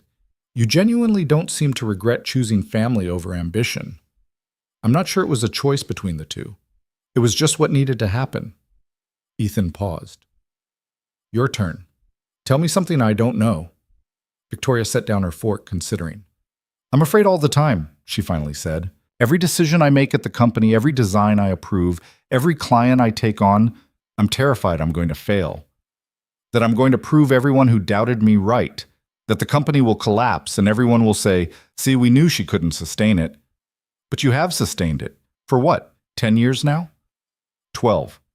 I started Hale Design Group when I was 22, right out of grad school. Everyone said I was too young, too inexperienced, too ambitious. They said I'd burn out or make a catastrophic mistake or just fade into obscurity. She smiled without humor. Some days I still think they might be right. Ethan reached across the table, taking her hand. They're not right. You're brilliant at what you do, Victoria. I've seen it. Everyone at the office has seen it. You have to say that. You work for me. I'm saying it because it's true. And because right now I'm not your employee. I'm the guy who's having lunch with you because he wants to know you better, not because it's professionally required. He squeezed her hand gently. So let me say it again. You're brilliant. You've built something incredible, and anyone who doubted you was wrong. Victoria's eyes were bright with unshed tears. You're going to ruin my makeup, and I have a client meeting at 2. Then stop having feelings at lunch, Ethan teased gently. She laughed, wiping carefully at her eyes. Easier said than done, apparently. They finished their meal trading stories about college, about past relationships that hadn't worked, about embarrassing moments and childhood dreams. It was the kind of conversation Ethan hadn't had in years, The kind where you're discovering someone layer by layer, and everything you learn makes you want to know more. Too soon, it was time to head back to the office. They paid separately, left at different times, took different routes back. All the careful choreography of people trying to maintain a secret while working in the same building. The afternoon passed more smoothly than the morning. Ethan had actual work to focus on, and the memory of lunch with Victoria sustained him through tedious tasks and difficult clients. Around 4, he received an email from her about the Lakeside project, completely professional, about timeline revisions and budget adjustments. But at the bottom, in a font one size smaller than the rest, she'd added, "Dinner sometime this week? Just us?" He replied to the work questions formally, then added his own small font message. "Wednesday. I can get a sitter for Mia." Her response came within minutes. "Perfect." Wednesday felt impossibly far away. Tuesday crawled by with the same careful dance of professional distance at work, punctuated by stolen moments of connection via text. Victoria sent him pictures of architectural details she noticed around the city with commentary that made him laugh. He sent her photos Mia drew at school, including one titled "Dad's Boss Who Is Also Nice," that depicted Victoria in a sparkly dress surrounded by hearts. Victoria's response, "I'm keeping this forever. Also, she spelled my name right, which is more than most adults manage." Ethan, "She's thorough. Looked up the correct spelling on my phone when I told her about you." Victoria, "You told her about me?" Ethan, "She figured most of it out herself, honestly. Kid's scary perceptive." Victoria, "How does she feel about it? Us, I mean?" Ethan, "She's planning our wedding, apparently. Says it's simple math." Victoria, "Well, if an 8-year-old approves, we must be doing something right." Wednesday evening arrived with Ethan's nerves in overdrive. He'd arranged for Mrs. Chen from down the hall to watch Mia, telling his daughter he had a work dinner. Mia had given him a knowing look but didn't push, just made him promise to tell her everything later. Victoria had suggested a restaurant in a different neighborhood entirely, far from anywhere their colleagues might venture. Ethan arrived first, was shown to a quiet table near the back, and tried not to check his watch every 30 seconds. Then Victoria walked in, and Ethan forgot how to breathe. She wore a deep red dress that somehow managed to be both elegant and approachable, her hair down in soft waves around her shoulders. She'd clearly come straight from the office, but had changed somewhere along the way, transforming from CEO armor into something that made her look softer, more accessible, absolutely stunning.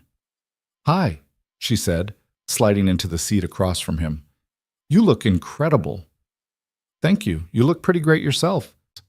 She'd clearly noticed that he'd also changed, swapping his work clothes for dark jeans and a button-down that Sarah had once said brought out his eyes. The waiter appeared, took their drink orders, and disappeared. Left alone, Ethan and Victoria stared at each other across the table. "This is our first real date," Victoria said. "Technically, the wedding was our first date." "That doesn't count. That was performance art with an audience." She smiled. "This is just us. No family watching, no pretending, no professional boundaries to maintain." "So what do we do on a first date?" Ethan asked. "I have no idea. It's been years since I've been on one." Victoria laughed. "We're both terrible at this, aren't we? Spectacularly terrible." They ordered dinner and fell into easier conversation as the wine arrived and the initial awkwardness faded. Victoria told him about a difficult client that day who'd rejected 3 design proposals and was demanding something more bold but also more traditional, which she claimed was architecturally impossible. Ethan shared a story about Mia's latest school project, which involved building a model of the solar system and had resulted in their apartment being covered in papier-mâché for the past week. "She wants to be an astronaut this week," Ethan said. "Last week it was marine biologist. Before that, professional dancer." "And you support all of it?" "Of course. She's 8. She should get to dream about every possible future." He paused. "Though if I'm honest, the astronaut phase is challenging because she keeps asking me physics questions I definitely don't know the answers to." Victoria leaned forward, her eyes bright with interest. "Like what?" "Yesterday she asked me to explain how black holes work. I gave her the most basic description I could remember from high school science, and she immediately started asking about event horizons and gravitational time dilation. I had to tell her to Google it because I was completely out of my depth." "She sounds like she's going to do amazing things," Victoria said softly. "She is. Whatever she chooses, she'll be great at it. Ethan met Victoria's eyes. What about you? Did you always want to be an architect? Always. I was that kid who built elaborate structures out of blocks and got upset when anyone knocked them down. My parents thought I'd grow out of it, especially my mother. She kept suggesting I consider teaching or nursing, acceptable careers for women, as she put it. Victoria's expression hardened slightly at the memory. When I told them I'd been accepted to architecture school, my mother asked if I was sure I wouldn't rather focus on finding a husband. I'm guessing you told her no. I told her I'd rather build buildings than build a life around some man's expectations. Victoria smiled. We didn't speak for 6 months after that. My father eventually mediated, and we came to an uneasy truce where I pursued architecture, and my mother passive-aggressively reminded me at every opportunity that I was making my life unnecessarily difficult. Do you regret it? The difficulty, I mean? Victoria considered the question seriously. Sometimes I regret the cost. The relationships I didn't pursue, the experiences I missed, the family events I skipped because I was working 90-hour weeks to get the company off the ground. But the work itself? Never. Building things, creating spaces that improve people's lives, seeing a design in my head become real, that's everything to me. It doesn't have to be everything, Ethan said gently. You can have the career and the rest of it too. Can I? Because every relationship I've attempted has ended with some variation of you care more about your work than about me. And they weren't wrong necessarily. I do care about my work deeply. It's part of who I am. She looked at him searchingly. That doesn't scare you? No, it's one of the things I admire about you. Ethan leaned forward. Sarah used to say that loving someone means loving their whole self, not just the convenient parts. Your passion for architecture isn't a flaw to be overcome. It's essential to who you are. Anyone who can't see that isn't worth your time. Victoria was quiet for a long moment. Your wife sounds like she was an incredible person. She was. She really was. Ethan felt the familiar ache in his chest that came whenever he talked about Sarah, but it was gentler now, more memory than raw grief. She would have liked you, I think. She always admired women who refused to shrink themselves to make others comfortable. I wish I could have met her. Me too. Their meals arrived, interrupting the heavy moment. They ate and talked about lighter things, favorite movies, embarrassing childhood stories, the strange quirks of living in Chicago. Victoria told him about growing up in the suburbs, about her sister Emma's perfect princess phase that had driven teenage Victoria crazy, about the summer she interned at a firm in New York and nearly decided to stay. What brought you back? Ethan asked. My father got sick. Nothing serious, thankfully, but it made me realize I wanted to build my career here, close to family, even if they drove me crazy. I wanted to change Chicago's skyline specifically, not some other cities. She smiled. Also, I'd already lined up investors here, and breaking those commitments would have been professionally catastrophic, but the family thing sounds more noble. Ethan laughed. Practical and sentimental. Good combination. I contain multitudes, Victoria said with mock grandiosity. They lingered over dessert, neither wanting the evening to end. Eventually, though, the restaurant began emptying out, and the staff started giving them pointed looks. I should get home to Mia, Ethan said reluctantly, checking his watch. Mrs. Chen is great, but I don't like to keep her too late. Of course. Victoria signaled for the check, and they had a brief argument over who would pay that ended with them splitting it evenly. Outside the restaurant, the Chicago evening was cool and clear, the city lights reflecting off nearby buildings. They stood on the sidewalk, neither quite ready to say goodbye. Thank you for tonight, Victoria said. I had a really wonderful time. So did I. Can we do it again? Soon? I'd like that. She stepped closer, her hand finding his. This is still terrifying, by the way. In case you were wondering. Still terrifying for me too, Ethan admitted, but also still worth it. Victoria reached up, cupping his face with her free hand, and kissed him. It was different from the kiss in the car after the wedding, less tentative, more certain, a statement rather than a question. Ethan pulled her closer, his arms wrapping around her waist, and for a moment the rest of Chicago disappeared. When they finally pulled apart, both were smiling. Good night, Ethan. Good night, Victoria. He watched her hail a cab, watched her turn back to wave before getting in, watched the cab disappear into traffic. Then he headed to the L station, his mind full of possibilities and hope, and the terrifying, wonderful realization that he was falling for his boss. The rest of the week passed in a blur of stolen moments and carefully maintained professional distance. They had lunch together twice more, always at places far from the office. They texted constantly, about work, about life, about nothing, and everything. Victoria came over Saturday afternoon and spent 3 hours helping Mia build her solar system project, patiently explaining orbital mechanics and gravitational pull in terms an 8-year-old could understand while Ethan watched his daughter and his girlfriend, were they using that word yet, bond over papier-mâché planets. Victoria's really smart, Mia announced that evening after Victoria had left. And she didn't treat me like a little kid. She explained things for real. She is really smart, Ethan agreed. Are you going to marry her? Mia, we've known each other for 2 weeks. But you like her a lot, I can tell. Mia studied him with those too perceptive eyes. You smile different when you talk to her, like how you used to smile in pictures with Mom. The observation hit Ethan hard. I do like her a lot, Bug. But these things take time. We're still figuring it out. Okay, but I hope you figure it out fast because I really like her too. Sunday evening, Ethan's phone rang with Victoria's name on the screen. Hey, he answered. What's up? Are you busy tomorrow evening? Victoria's voice was tight with something Ethan couldn't quite identify. Just the usual. Pick up Mia, homework, dinner. Why? My mother called. She wants to have dinner with me tomorrow night. She specifically asked me to bring you. Victoria paused. I think she's going to interrogate you properly this time. No wedding chaos to distract her, just pointed questions and judgment. And you want me to come? I want you to have the option to run screaming. But yes, if you're willing, I'd really like you there. I'm not ready to face her scrutiny alone. Ethan thought about his carefully ordered life, about the walls he'd built to protect himself and Mia from complication and risk. He thought about Victoria's terrified expression when she'd first asked him to the wedding, about the way she'd relaxed in his arms on the dance floor, about Mia's observation that he smiled different now. What time should I meet you? He asked. He could practically hear Victoria's relief through the phone. 7.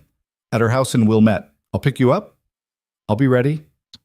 After they hung up, Ethan sat on his couch staring at nothing, wondering what he'd gotten himself into and whether he was ready for whatever came next.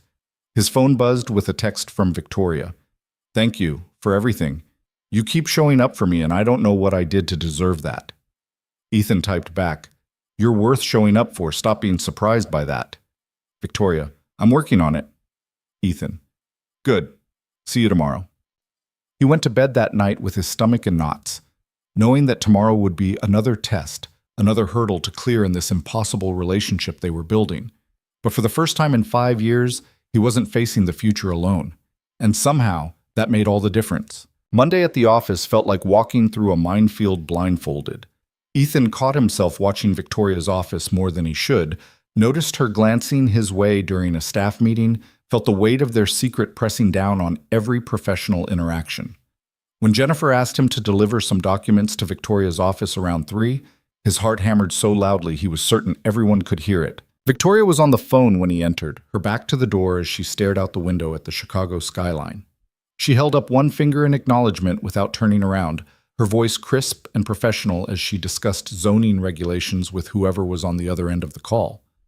Ethan set the documents on her desk and turned to leave, but Victoria's hand shot out, catching his wrist. She didn't look at him, didn't interrupt her conversation about setback requirements and variance applications, but her fingers were warm against his skin, and the touch sent electricity up his arm. Yes, I understand the timeline constraints, she was saying into the phone, but we're not compromising the design integrity just to expedite the approval process. I'll have my team prepare an alternative proposal by Friday. A pause. Perfect. Thank you, Robert. She hung up, finally turning to face him. For a moment, they just looked at each other, the office door still open, anyone potentially walking by at any second. Hi, she said softly. Hi yourself. I shouldn't have grabbed you like that. Anyone could have seen. I didn't mind. Victoria's expression softened. About tonight. My mother's house. You can still back out if you want. I won't blame you. I'm not backing out.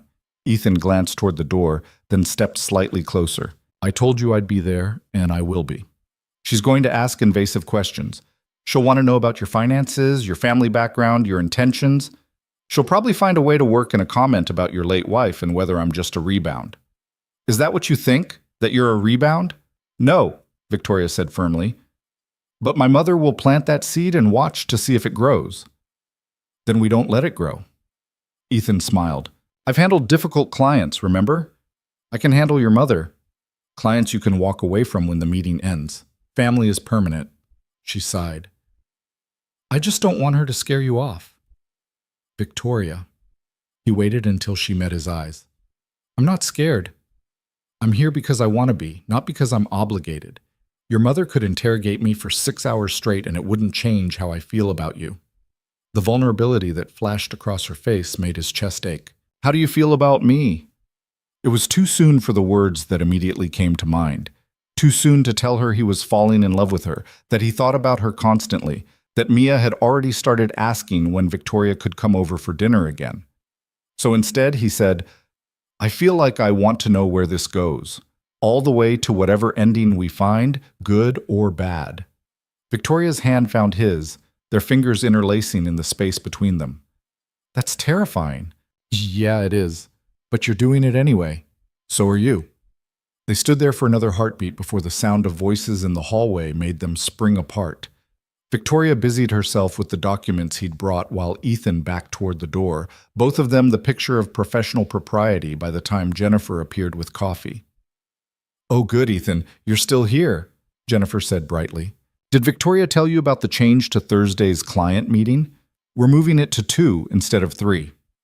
I'll update my calendar, Ethan said, his voice steady despite his racing heart. Thanks, Jennifer. He left the office without looking back, but felt Victoria's eyes on him all the way to his desk. The rest of the afternoon dragged interminably. Ethan tried to focus on preparing materials for Thursday's now rescheduled meeting, but his mind kept jumping ahead to the evening, to Victoria's mother's house in Wilmette, to the interrogation that awaited him. He'd researched the suburb that morning during a coffee break. Old money, established families, the kind of place where everyone knew everyone and outsiders were viewed with polite suspicion. At 5:30, he packed up his desk and headed out, fighting the urge to stop by Victoria's office one more time.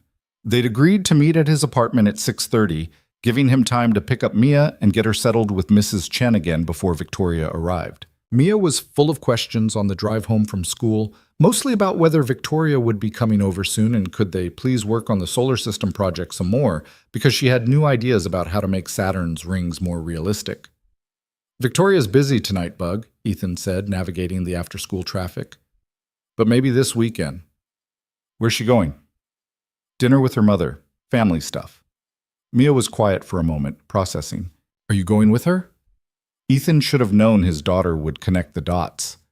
Yes, her mom invited me. That's good. That means she likes you. When people like you, they want to have dinner with you. That's how relationships work. She spoke with the absolute authority of someone who'd clearly been thinking about this extensively. Is it scary, meeting her mom for real? A little bit, yeah. You'll be fine, Dad. You're really good at talking to people. And you can tell her about me. Moms always like hearing about kids. You should show her the picture I drew of our family. Ethan glanced in the rearview mirror at his daughter. Our family? You, me, and Victoria. I drew it in art class today. Mrs. Patterson said it was very creative. Mia said this casually, as if announcing she'd included Victoria in their family unit was no big deal. Mia, sweetheart, Victoria and I are still getting to know each other. We're not... I know, you're figuring things out. But Dad, I can tell you really like her, and she really likes you, and she's nice to me, and she's smart, and she makes you smile the way you used to smile in the old pictures with Mom. Mia's voice got quieter. I want you to be happy again, like really happy, not just pretend happy for my sake. Ethan's throat tightened. Bug, I am happy. You make me happy. I know, but there's different kinds of happy. Like I make you parent happy. But Victoria makes you the other kind of happy, the grown-up kind. And that's okay, Dad. I want you to have that. He pulled into their apartment complex parking lot and sat there for a moment, trying to collect himself. At what point had his 8-year-old become so wise? At what point had she started worrying about his happiness instead of the other way around? "Come here," he said, twisting in his seat. Mia unbuckled and leaned forward, and Ethan pulled her into an awkward hug across the center console. "I love you, Mia Bug. You know that, right?" "I know, Dad.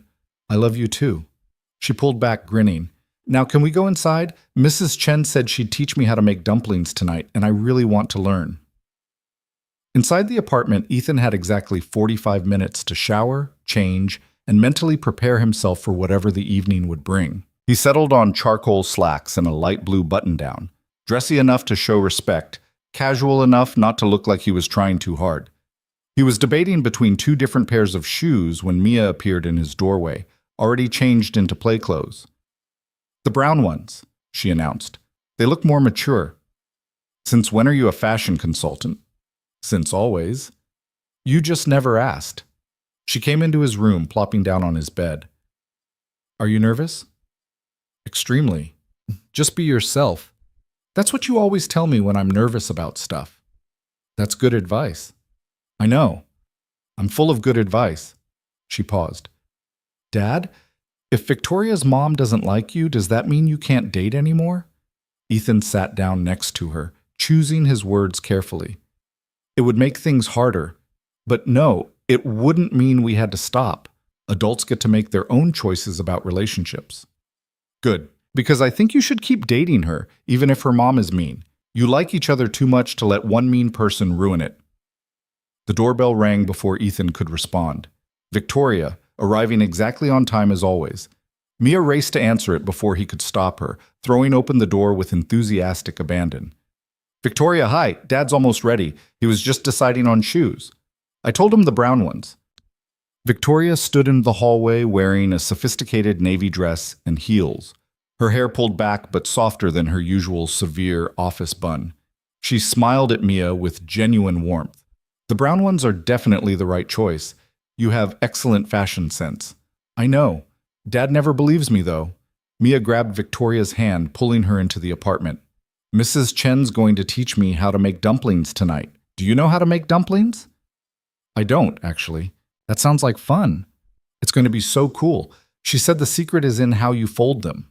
Mia demonstrated an elaborate hand motion that bore no resemblance to any dumpling folding technique Ethan had ever seen. He emerged from his bedroom to find his daughter giving Victoria a detailed explanation of dumpling construction theory, while Victoria listened with apparent genuine interest. The sight of them together, Mia animated and chatty, Victoria patient and engaged, made something in his chest constrict. "Hey," he said, interrupting Mia's discourse on the superiority of pork dumplings over vegetable ones. "Sorry, I'm ready now." Victoria looked up, and something flickered in her eyes as she took in his appearance. "You look great." "So do you." They stood there smiling at each other like idiots until Mia cleared her throat dramatically. "Okay, you guys are being weird. You should probably go before Mrs. Chen gets here, and you have to explain why you're both all dressed up and staring at each other." "Right," Ethan said, tearing his gaze away from Victoria. "Mia, be good for Mrs. Chen. Bedtime is 8:30, not whenever you feel like it." "I know, Dad. I'm 8, not 5. But she came over and hugged him tightly. Then, to Ethan's surprise, she hugged Victoria too. "Good luck with your mom. I hope she's nice." "Thank you, sweetie," Victoria said, looking touched. "I hope so too." In the car, Victoria's hands gripped the steering wheel a little too tightly as they navigated toward the highway that would take them north to Wilmette. "Your daughter just wished me luck with my mother," she said, her voice a mixture of amusement and anxiety. An 8-year-old understands how stressful this is. Mia's perceptive. "She also drew a picture of us as a family today and told me she wants me to be grown-up happy, not just parent happy." Ethan watched Victoria's profile in the passing streetlights. "She really likes you." "I really like her too." Victoria merged onto the highway. "Is that weird? That I'm getting attached to your daughter when we've barely started dating?" "No, it would be weirder if you didn't like her, honestly. Mia's a package deal with me." "Good, Because I can't imagine trying to have a relationship with you while pretending your daughter doesn't exist. That would be impossible and honestly kind of cruel. They drove in comfortable silence for a while, the city giving way to suburbs, dense urban landscape transitioning to tree-lined streets, and larger houses set back from the road. As they entered Wilmette, Victoria's tension became almost palpable. "Last chance to turn back," she said, only half joking. "Not a chance." Victoria's mother lived in a stately Tudor revival house that probably dated back to the 1920s, all dark wood and leaded glass windows surrounded by meticulously maintained gardens. A BMW and a Mercedes sat in the circular driveway, suggesting other guests had already arrived. "Who else is going to be here, Ty?" Ethan asked as Victoria parked. "Probably my father. Maybe Emma and David, though she didn't mention them." Victoria checked her makeup in the rearview mirror. "My mother likes an audience for these things. More witnesses to my various failures." "You're not a failure." Try telling her that. They walked to the front door together, and Ethan could feel Victoria's anxiety radiating off her in waves. Without thinking, he took her hand, squeezing gently. She looked at him, surprised, then squeezed back. "Together," he said simply. "Together," she agreed. Victoria's mother answered the door herself, resplendent in an ivory silk blouse and black slacks, her hair perfectly coiffed, her expression carefully neutral. "Victoria, darling, right on time." Her eyes shifted to Ethan. "And Ethan, how lovely to see you again under less chaotic circumstances." "Mrs. Hale, thank you for having me." "Please, come in. Your father is in the study, Victoria. Emma and David are running late, naturally." There was the slightest edge to her voice at this, suggesting chronic tardiness was a sore spot. The interior of the house matched its exterior. Elegant, traditional, expensive. Oil paintings on the walls, antique furniture, a grand staircase leading to the second floor. Everything spoke of old money and established taste, the kind of home that had been in the family for generations. Victoria's father emerged from what was presumably the study, a tall man with graying hair and the same sharp features Victoria had inherited. He shook Ethan's hand with a firm grip. "Richard Hale. Good to meet you properly, son. Ethan Cole. Thank you for having me, sir." "Victoria speaks highly of you," Richard said, and there was something appraising in his gaze. "Says you're excellent at your job." "I try my best." They made their way to a formal living room where drinks were already set out on a sidebar. Victoria's mother poured herself a glass of white wine with practiced ease, gesturing to the array of bottles. "What can I get you, Ethan? We have scotch, bourbon, wine, or I can make you something else if you prefer." "Bourbon would be great, thank you." While Mrs. Hale fixed his drink, Ethan took in the room. More antiques, family photos in silver frames on every surface. A grand piano in the corner that looked like it got regular use. One photo caught his eye. A young Victoria, maybe 16, standing in front of what looked like an architectural model. She wasn't smiling in the picture, but there was an intensity in her eyes even then, a determination that clearly hadn't faded with age. "That was Victoria's first real design," Mrs. Hale said, following his gaze. "A theoretical redesign of our local library. She spent an entire summer on it, barely left her room except for meals." There was something complicated in her voice. Pride mixed with something else Ethan couldn't quite identify. "It's impressive work for a teenager," Ethan said carefully. "It was obsessive," Mrs. Hale corrected, handing him his bourbon. "Even then, she couldn't do anything halfway. It was all or nothing with Victoria." "Still is," Victoria said from across the room, her voice tight. "Some things don't change, Mother." An uncomfortable silence settled over the room. Richard cleared his throat, gesturing for everyone to sit. Ethan chose a spot on the sofa next to Victoria, close enough to provide support, but not so close as to seem inappropriate. "So Ethan," Mrs. Hale began, settling into a wingback chair across from them. "Victoria tells us you work in project management. That must be interesting work." Here it comes, Ethan thought. The polite interrogation disguised as small talk. It has its moments. I coordinate between the design teams and clients, make sure timelines stay on track, handle budget concerns. It's challenging but rewarding. "And you have a daughter, I understand. Mia?" "Yes, ma'am. She's 8. Such a difficult age to raise a child alone. You must have family helping out?" My in-laws moved to Florida a few years ago, but they visit regularly. Mostly it's just Mia and me, with some help from neighbors and teachers when needed. Mrs. Hale's expression was impossible to read. Your wife passed away, Victoria mentioned. I'm very sorry for your loss. Thank you. It was 5 years ago. And you haven't remarried. It wasn't quite a question, more an observation waiting for explanation. Mother, Victoria said warningly, I'm simply making conversation, dear. Mrs. Hale turned back to Ethan. I'm curious about your intentions regarding my daughter. You understand a mother's concern, surely. Victoria set her wine glass down with slightly more force than necessary. We've been seeing each other for 2 weeks. I don't think intentions is really... 2 weeks can be quite telling, her mother interrupted smoothly. And you did bring him to Emma's wedding, which suggested a certain seriousness. Now you're bringing him to family dinner. I'm simply trying to understand the trajectory of this relationship. Ethan felt Victoria tense beside him. He set down his own drink and looked directly at Mrs. Hale. My intention is to get to know your daughter better, to spend time with her, learn what makes her happy, support her in her work and her life. Beyond that, we're taking things as they come. How refreshingly vague. Mother, Victoria's voice was sharp now. That's enough. I'm simply being realistic, Victoria. You've brought home young men before. 2. I've brought home 2 men in my entire life, and you made both of them so uncomfortable they barely lasted through dessert. If they couldn't handle a simple family dinner, they certainly weren't equipped to handle you long term. The words hung in the air like a slap. Victoria's face had gone pale, then flushed with anger. Ethan saw her hands clench in her lap, saw her struggling to maintain composure. With all due respect, Mrs. Hale, Ethan said, his voice calm but firm, Victoria doesn't need to be handled. She's brilliant, successful, and perfectly capable of managing her own life. What she needs is a partner who appreciates those qualities instead of seeing them as obstacles to overcome. Mrs. Hale's eyebrows rose. I see. And you believe you're that partner? I believe I want the chance to try. A moment of silence, then Richard chuckled quietly from his chair. Well said, young man. Well said. Mrs.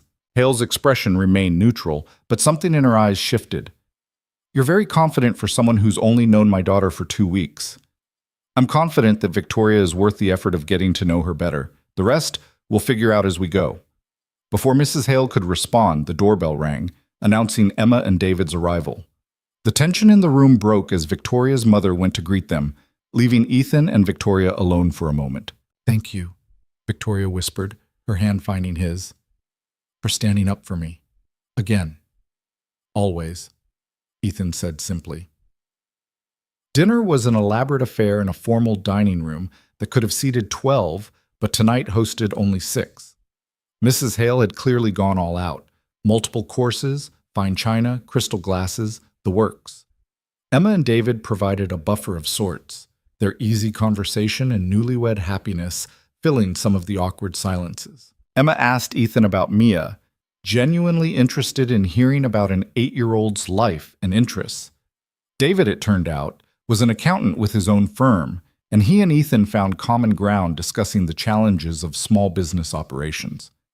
Richard remained mostly quiet, occasionally interjecting with dry observations that suggested he found the whole evening mildly amusing. Mrs. Hale watched it all with the intensity of a general surveying a battlefield, occasionally lobbing questions at Ethan that were clearly designed to probe for weaknesses. Where did he grow up? What did his parents do? What were his long-term career goals? Each question was perfectly polite and utterly invasive. I grew up in Michigan, Ethan answered patiently. My father worked in manufacturing. My mother was a teacher. They're both retired now, living in Florida near my in-laws, actually. As for career goals, I'm content with what I'm doing. I get to work with talented people on meaningful projects while maintaining a schedule that lets me be present for my daughter. That's more valuable to me than climbing some corporate ladder. How admirably modest, Mrs. Hale said, and Ethan couldn't tell if she meant it as a compliment or criticism. Or realistic, he countered gently. I learned early on that there are different kinds of success. Professional achievement is important, but so is being there when your daughter has a bad day at school, or wants to show you a drawing she made, or needs help with her homework. I wouldn't trade those moments for any promotion." Something in Mrs. Hale's expression flickered. She looked at Victoria, then back to Ethan. "You've clearly thought deeply about your priorities." "I've had to. Single parenting doesn't leave room for much else. And yet you found time to pursue a relationship with my daughter, who, as I'm sure you've noticed, is extraordinarily busy with her own career." "Mother, please," Victoria said, her voice strained. "I'm simply pointing out the obvious challenge, dear. You work 70-hour weeks. Ethan has a young daughter who requires attention and care. How exactly do you envision this working long-term?" It was Emma who spoke up, surprising everyone. Maybe they don't have to have it all figured out right now. Maybe they're just enjoying getting to know each other without planning the next 5 years. She looked pointedly at her mother. "Isn't that what you always told me? That relationships should be natural, not forced?" Mrs. Hale's lips thinned. "That's different." "How?" Emma pressed. "Emma, darling, you don't understand. I understand that Victoria finally seems happy for the first time in years, and you're interrogating the person who makes her happy." Emma's voice was gentle but firm. "Maybe just let them be happy, Mom." The silence that followed was profound. Mrs. Hale looked at her younger daughter with something like shock, then at Victoria, who was staring at Emma with barely concealed emotion. "I only want what's best for Victoria, Mrs. Hale finally said, her voice softer than before. "I know you do," Emma said. "But maybe what's best isn't what you think it should be." Ethan felt Victoria's hand find his under the table, her grip tight. He squeezed back, a silent acknowledgement of the moment, of Emma's unexpected support, of the shifting dynamics playing out around them. The rest of dinner proceeded more smoothly, the conversation turning to safer topics like Emma's honeymoon plans and David's recent promotion, Mrs. Tiss. Hale seemed subdued, occasionally glancing at Victoria and Ethan with an expression that was more thoughtful than judgmental. After dessert, an elaborate chocolate torte that was probably the best thing Ethan had ever tasted, they retired to the living room for coffee. Emma cornered Victoria in the hallway, and through the open door, Ethan could hear their whispered conversation. "You really like him, don't you?" Emma asked. "I do. A lot. More than I probably should after 2 weeks." "Then don't let Mom scare him off. He seems like a good guy, Vic. A really good guy. And the way he looks at you," Emma's voice went soft. "That's special. Don't let it slip away because you're afraid." "When did you get so wise?" Victoria's voice was thick with emotion. "Someone had to balance out all your logic with some actual feelings." Emma laughed. "Go be with him. I'll handle Mom." Victoria returned to the living room with suspiciously bright eyes. She settled next to Ethan on the sofa, sitting closer than strictly necessary, her shoulder pressed against his. "Thank you for tonight," she said quietly, for his ears only. "I know this was a lot. Your family cares about you. That's not a bad thing, even when it's uncomfortable. My mother thinks I'm impossible to love." "Your mother is wrong." Victoria looked at him, startled. "Ethan, she's wrong," he repeated firmly. "You're not impossible to love, Victoria. You're just selective about who you let close enough to try." Around 10, Ethan and Victoria made their goodbyes. Mrs. Hale walked them to the door, her expression inscrutable. "Thank you for coming, Ethan," she said formally. "It was enlightening to get to know you better." "Thank you for having me, Mrs. Hale." She hesitated, then looked at Victoria. "Lunch on Thursday? Just us, like we discussed?" "I'd like that, Mother." "Good." Mrs. Hale's gaze returned to Ethan. "You're different from what I expected. That's not necessarily a bad thing." It was, Ethan realized, as close to approval as Victoria's mother was likely to give. In the car, Victoria was quiet for the first few miles of the drive back to Chicago. Then suddenly she started laughing, not the polite laugh she used at work, but real, genuine laughter that shook her whole body. "What's so funny?" Ethan asked, smiling despite his confusion. "My little sister just defended me to our mother." Emma, who never argues with anyone, who always takes the path of least resistance, who spent her entire life being the perfect daughter, she stood up for me. Victoria wiped at her eyes. "And my mother actually listened. I don't think that's ever happened before." "Emma loves you." "I know, I just forget sometimes because we're so different." Victoria's laughter subsided into a warm smile. "Thank you for tonight, for handling my mother's interrogation with so much grace, for standing up for me. for being exactly who you are without apology. I told you I'm not going anywhere. They drove through the night, the city lights of Chicago growing brighter as they approached. At a red light, Victoria reached over and took Ethan's hand, lacing their fingers together. I'm falling for you, she said quietly. It's too soon and it's terrifying and it complicates everything, but it's true. I'm falling for you, Ethan Cole. Ethan's heart hammered in his chest. The light turned green, but neither of them moved for a moment. I'm falling for you too, he admitted. Have been since you asked me to that wedding, probably. Maybe even before that, if I'm honest. What do we do about it? We keep doing what we're doing. Figure it out together, one day at a time. Victoria nodded, then accelerated through the intersection. One day at a time. I can work with that. At Ethan's apartment, she walked him to the door again, neither of them quite ready to say goodbye. The hallway was quiet. The building settled for the night.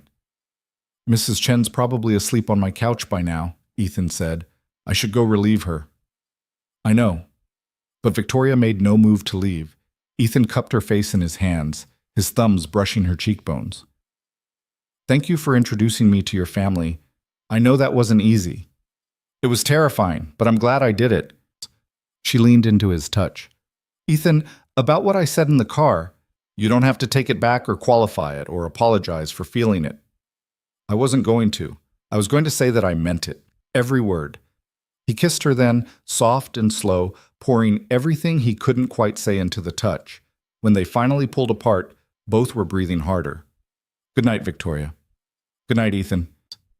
He watched her walk to the elevator, watched her turn back one more time with a smile that made his chest ache. Only when the elevator doors closed did he let himself into his apartment. Mrs. Chen was indeed asleep on the couch, a dumpling cookbook open on her lap. Ethan gently woke her, paid her for the evening, and walked her to the door.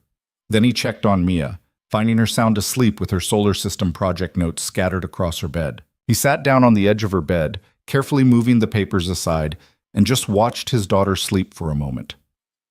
5 years ago, he'd thought his life was effectively over, that he'd raise Mia alone, focus entirely on being the best father he could be, and that would be enough. Romance, partnership, the possibility of falling in love again, those had seemed like luxuries from another life, not meant for widowed single fathers trying to hold everything together. But now there was Victoria. Brilliant, difficult, vulnerable Victoria, who made him laugh and challenged him and looked at Mia like she genuinely cared. Victoria, who was falling for him the way he was falling for her. His phone buzzed with a text. Victoria. Made it home. Thank you again for tonight. You were perfect. Ethan. So were you. See you tomorrow at the office. Victoria. The office where we have to pretend we're just colleagues and I can't kiss you hello. Ethan. Worth it? Victoria. Every complicated, terrifying, wonderful bit of it. Ethan set his phone down and laid down next to Mia, careful not to wake her. For the first time in 5 years, he let himself imagine a future that included more than just survival and responsibility. He imagined mornings with Victoria, Sunday afternoons working on school projects together, family dinners where Mia chattered and Victoria listened with genuine interest. He imagined falling asleep next to someone and waking up to their smile. He imagined being happy again, really, truly happy.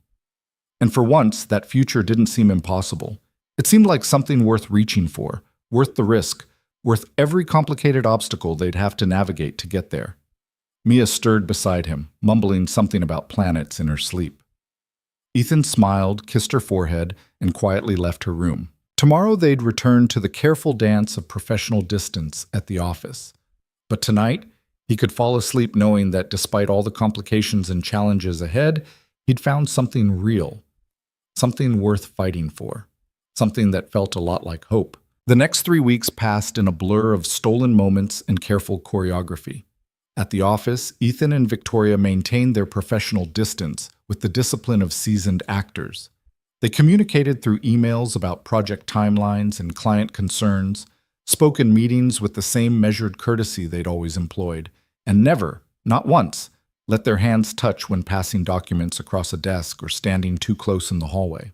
But outside those walls, they built something real. Dinners at quiet restaurants across the city where no one from Hale Design Group would venture. Long phone calls after Mia went to bed, talking about everything and nothing, until one of them finally admitted exhaustion and reluctantly said goodnight. Weekend afternoons at Ethan's apartment, where Victoria helped Mia finish her solar system project, and then stayed for dinner, the three of them falling into an easy rhythm that felt startlingly natural. It was during one of those Saturday afternoons, while Mia was in her room video chatting with her grandmother in Florida, that Victoria brought up what they'd both been carefully avoiding. "We can't keep this secret forever," she said, sitting on Ethan's couch with her legs tucked under her, looking more relaxed than he'd ever seen her in the office. She wore jeans and a soft sweater, her hair down around her shoulders, no makeup except a touch of mascara. "Eventually someone's going to notice. Jennifer already asked me yesterday why I've been in such a good mood lately." Ethan set down the coffee he'd been drinking. "What did you tell her?" "That I've been sleeping better." "Which is technically true, even if it's not the whole truth." Victoria smiled slightly. "But she gave me this look like she knew I was hiding something. Jennifer's been my assistant for 5 years. She can read me better than most people." "So what do we do?" "I've been thinking about that." Victoria took a breath. "There are a few options. We could keep hiding indefinitely, which seems both exhausting and ultimately futile. We could go to HR, disclose the relationship, and deal with whatever policies they have about workplace relationships, which probably means one of us would need to transfer to a different department, or I'd have to recuse myself from any decisions affecting your employment." "Or," Ethan prompted, sensing there was more, "or I could promote you, make you a senior project coordinator, put you in charge of your own team, create enough organizational distance that we're not in a direct reporting relationship anymore." She looked at him carefully. "You'd earn it on merit, Ethan. You've been doing senior-level work for the past year anyway. I've been meaning to promote you for months, honestly. This would just accelerate the timeline." Ethan felt his stomach twist. "I don't want people thinking I got promoted because I'm sleeping with the boss." "You're not sleeping with me," Victoria pointed out. "We haven't even—" She stopped, color rising in her cheeks. "Yet," Ethan finished quietly. "But the implication would be the same." They sat in silence for a moment, the weight of the impossible situation settling over them. From Mia's room, they could hear her chattering to her grandmother about her latest art project, her voice bright and unconcerned with adult complications. "I don't want to hide anymore," Victoria said finally. "I'm tired of pretending you're just a colleague when you're so much more than that. I'm tired of watching you across the office and not being able to smile at you the way I want to. I'm tired of leaving restaurants early because we saw someone who might know us from work." She turned to face him fully. "I want to be able to tell people about you, about us, about how happy you make me." Ethan reached for her hand. "Then let's do it. The promotion, HR disclosure, whatever we need to do to make this legitimate and above board. I don't care what people think or say. I care about you and about doing this the right way." "You're sure?" "Because once we disclose, there's no taking it back. Everyone will know. They'll talk. Some people will be supportive and others will be judgmental, and there will definitely be those who assume the worst." "Let them assume whatever they want. We know the truth." He pulled her closer. "Besides, Mia's already planning our wedding according to her latest drawing. We might as well make an honest woman of you before she starts sending out invitations." Victoria laughed, some of the tension leaving her shoulders. "She showed me that drawing. She put us in a castle for some reason." "Every wedding needs a castle, apparently. It's in the 8-year-old handbook." They were still laughing when Mia burst out of her room, her face flushed with excitement. "Grandma wants to meet Victoria. Can she? Please. I told her all about you, and she wants to say hi." Victoria looked startled, then touched. "Of course, sweetheart." Mia thrust her tablet at Victoria, and suddenly Ethan found himself watching his girlfriend talk to his late wife's mother via video chat. It should have been awkward or painful or wrong, somehow. But instead it felt oddly right. Sarah's mother, Linda, was warm and welcoming, telling Victoria she was glad Ethan had found someone who made him happy, that Sarah would have wanted him to move forward with his life. "She's wonderful," Linda said, loud enough for Ethan to hear even from across the room. "You hold on to her, you hear me?" When the call ended, Victoria sat holding the tablet with a strange expression on her face. "You okay?" Ethan asked. "Your mother-in-law just gave me her blessing to date you. I don't even know what that is. Surreal? Beautiful? Terrifying?" "All of the above," Mia chimed in helpfully. That's what Dad always says when things are complicated but good. Victoria pulled Mia into a hug. You're right, kiddo. All of the above. Monday morning, Victoria called an early meeting with HR. Ethan sat in the sterile conference room next to her, both of them maintaining careful professional distance while Rebecca Chen, the head of human resources, reviewed the company's relationship disclosure policy. So let me make sure I understand, Rebecca said, her pen tapping against her notepad. You two have been in a romantic relationship for approximately 4 weeks, and you're disclosing now to ensure compliance with company policy. Correct, Victoria said crisply. We wanted to handle this properly and transparently. Rebecca looked between them, her expression neutral but her eyes sharp.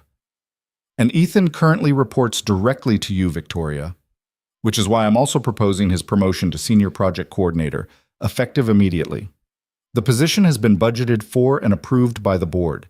Ethan would lead his own team and report to Michael Chen instead of directly to me, eliminating the conflict of interest. But convenient timing, Rebecca observed. It's deserved timing, Victoria corrected firmly. Ethan's performance reviews for the past 3 years have been exemplary. He's taken on senior-level responsibilities without the title or compensation. This promotion is overdue regardless of our personal relationship. Rebecca made a note. I'll need to review his file and conduct interviews with his colleagues to verify there's no appearance of favoritism. Of course, Ethan said. I welcome the scrutiny. I don't want anyone thinking I didn't earn this position. Fair enough. Rebecca set down her pen. Here's what happens next. I'll conduct my review, which should take about a week. During that time, you two need to maintain absolute professional boundaries at the office. No physical contact, no private meetings behind closed doors, no behavior that could be construed as inappropriate. If the promotion goes through and there are no red flags in my investigation, you'll be free to pursue your relationship openly, though I'd still recommend keeping overt displays of affection out of the workplace. Understood, Victoria said. One more thing. Rebecca looked directly at Victoria. As CEO, you need to be prepared for some pushback on this. Some employees might feel it's inappropriate regardless of the organizational changes. Others might worry about favoritism extending beyond Ethan to anyone you're close to personally. You'll need to be above reproach in all your professional decisions going forward. I'm always above reproach, Victoria said coolly. I know you are. I'm just saying the scrutiny will intensify. Rebecca's expression softened slightly. For what it's worth, I think it's good you're handling this properly instead of trying to hide it. Secrets have a way of coming out at the worst possible times. They left the HR office together, carefully not touching, carefully maintaining the professional distance Rebecca had mandated. But in the elevator, with no one else around, Victoria let out a long breath. Well, that was terrifying. You were amazing, Ethan said. Confident, professional, completely in control. I was dying inside. She looked at him. A week of investigation. A week of Rebecca interviewing everyone we work with, asking questions about our professional relationship, looking for any hint of impropriety. We haven't done anything improper. I know, but that doesn't mean people won't try to find something anyway. The elevator doors opened on their floor, and Victoria straightened her shoulders, slipping back into CEO mode. Back to work. We have a client presentation at 10. The next week was excruciating. Ethan went about his normal duties while trying not to think about Rebecca interviewing his colleagues, asking them questions about his performance and his interactions with Victoria. He saw Victoria in meetings and around the office, but couldn't talk to her beyond professional necessities. They texted at night, but even those conversations felt strained under the weight of waiting. Wednesday evening, Ethan was helping Mia with her math homework when his phone rang, Victoria's name on the screen. I need to take this, Bug. Keep working on problem 7. He stepped into his bedroom, closing the door. Hey, Rebecca finished her investigation. Victoria's voice was tight. Can you come over? I don't want to do this over the phone. Ethan's stomach dropped. That doesn't sound good. Just come over, please. He arranged for Mrs. Chen to watch Mia, again, and drove to Victoria's townhouse in Lincoln Park. He'd been there a few times over the past weeks, enough to know which parking spots on the street were usually available and which key on her ring opened the front door. Victoria answered before he could knock, pulling him inside quickly. She looked exhausted, her hair escaping from its usual bun, her makeup smudged like she'd been rubbing her eyes. What happened? Ethan asked immediately. Victoria led him to her living room, all clean lines and modern furniture, so different from his cluttered family apartment, and gestured for him to sit. She paced instead, too agitated to settle. Rebecca's investigation came back clean. Everyone she interviewed vouched for your work quality and professionalism. Several people even mentioned independently that they thought you were overdue for a promotion. Michael Chen specifically said he'd be happy to have you on his team. That's good news, Ethan said carefully. So why do you look like someone died? Because 3 people, 3 out of 25 interviewed, made comments suggesting that they'd noticed us acting friendly over the past month. Nothing concrete, nothing they could point to specifically, just a vague sense that something had shifted in how we interacted. Victoria stopped pacing to look at him. Rebecca said it's not enough to block the promotion or prove any policy violations, but it's enough to suggest we weren't as careful as we thought we were. We were incredibly careful. Apparently not careful enough. One person said they'd noticed us leaving the building separately, but within minutes of each other multiple times. Another said they'd seen us having coffee together at that place 6 blocks away, and thought it was odd since we'd never socialized before. Tiny things, Ethan. Details that individually mean nothing but together start to paint a picture. Ethan stood, crossing to her. What did Rebecca recommend? She approved the promotion, said that professionally there's no issue, but she strongly suggested we make a company-wide announcement about our relationship rather than letting rumors spread organically. Get ahead of it, control the narrative, show we have nothing to hide. Okay, so we make an announcement. Ethan, that means everyone knowing. Jennifer, the architects, the junior staff, clients, eventually. Everyone will know that the CEO is dating an employee. She looked at him with something like desperation. I've spent 12 years building my reputation in this industry. I've fought so hard to be taken seriously to prove I'm more than just a woman in a male-dominated field, and now people are going to whisper that I'm sleeping with my staff. One staff member, Ethan corrected gently, who you're in a committed relationship with, who you disclose properly to HR, who's getting promoted on merit to eliminate any conflict of interest. You're being remarkably calm about this. One of us has to be. He took her hand, stilling her nervous energy. Victoria, listen to me. We knew this would be complicated. We knew people would talk and judge and make assumptions, but we decided it was worth it anyway. Was that wrong? Do you want to stop this? No, she said immediately. No, I don't want to stop. She closed her eyes. I'm scared. I'm scared of losing the respect I've worked so hard to earn.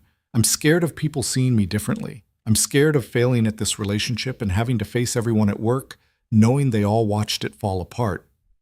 Those are all legitimate fears, Ethan said, and I can't promise none of those things will happen. But I can promise that whatever happens, we'll face it together. And that no matter what anyone says or thinks, I know the truth about who you are and what you've built. That doesn't change. Victoria opened her eyes, and they were bright with unshed tears. How are you so sure about this? About us? Because I've already lost everything once. I know what real tragedy looks like, and this isn't it. This is just people talking. We can survive people talking. She kissed him then, fierce and desperate, and Ethan pulled her closer, letting her channel all her fear and frustration into the embrace. When they finally broke apart, both breathing hard, Victoria rested her forehead against his. Okay, she said. We make the announcement. We do this properly and professionally, and let people think whatever they're going to think. Together? Together. The company-wide email went out Friday afternoon, carefully crafted by Victoria with input from Rebecca and the company's legal counsel. It was brief and professional, announcing Ethan's promotion to senior project coordinator and disclosing that he and Victoria had been in a personal relationship for the past month. It emphasized that the promotion was based on merit and performance, that all appropriate HR procedures had been followed, and that they were committed to maintaining the highest standards of professionalism. Ethan was in a meeting with his current team when the email went out. He watched people's phones light up around the conference table, saw eyes widen as they read, felt the energy in the room shift as everyone simultaneously realized what this meant. His colleague David was the first to speak. Well, that's unexpected. Is it though? Another colleague, Sarah, chimed in. I mean, they've always worked well together, and you have to admit, Ethan's been doing senior level work for a while now. Yeah, but dating the boss, that's bold. Ethan cleared his throat. If anyone has questions or concerns about this, I'm happy to address them. But I want to be clear, my promotion was approved by HR after a thorough review of my work. Victoria and I disclosed our relationship precisely because we wanted to handle this ethically and transparently. David nodded slowly. Fair enough. And honestly, man, congrats on the promotion. You've earned it. Others around the table murmured agreement, and Ethan felt some of the tension leave his shoulders. Not everyone would be this accepting, he knew, but at least his immediate colleagues seemed willing to give him the benefit of the doubt. The rest of the afternoon was a study in office politics. Some people congratulated Ethan warmly. Others gave him tight smiles and changed the subject quickly. A few avoided him entirely, disappearing into offices or taking long lunch breaks. By 5 o'clock, Ethan's head was pounding from the strain of navigating everyone's reactions. He stopped by Victoria's office before leaving, knocking on the open door. Jennifer looked up from her desk with an expression that was impossible to read. Is she available? Ethan asked. Go ahead. She's been expecting you.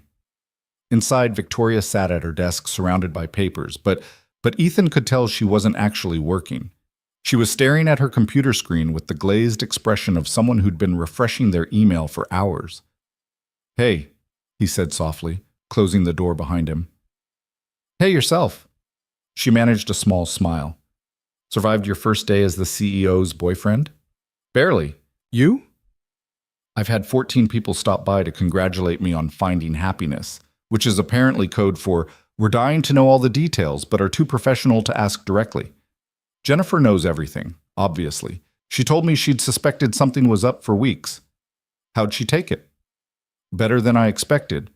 She said, and I quote, "About time you found someone who could handle you." Victoria laughed tiredly. Michael Chen sent me a very professional email welcoming you to his team and assuring me he'll manage you fairly. The senior architects have been diplomatically silent, which I'm interpreting as cautious acceptance.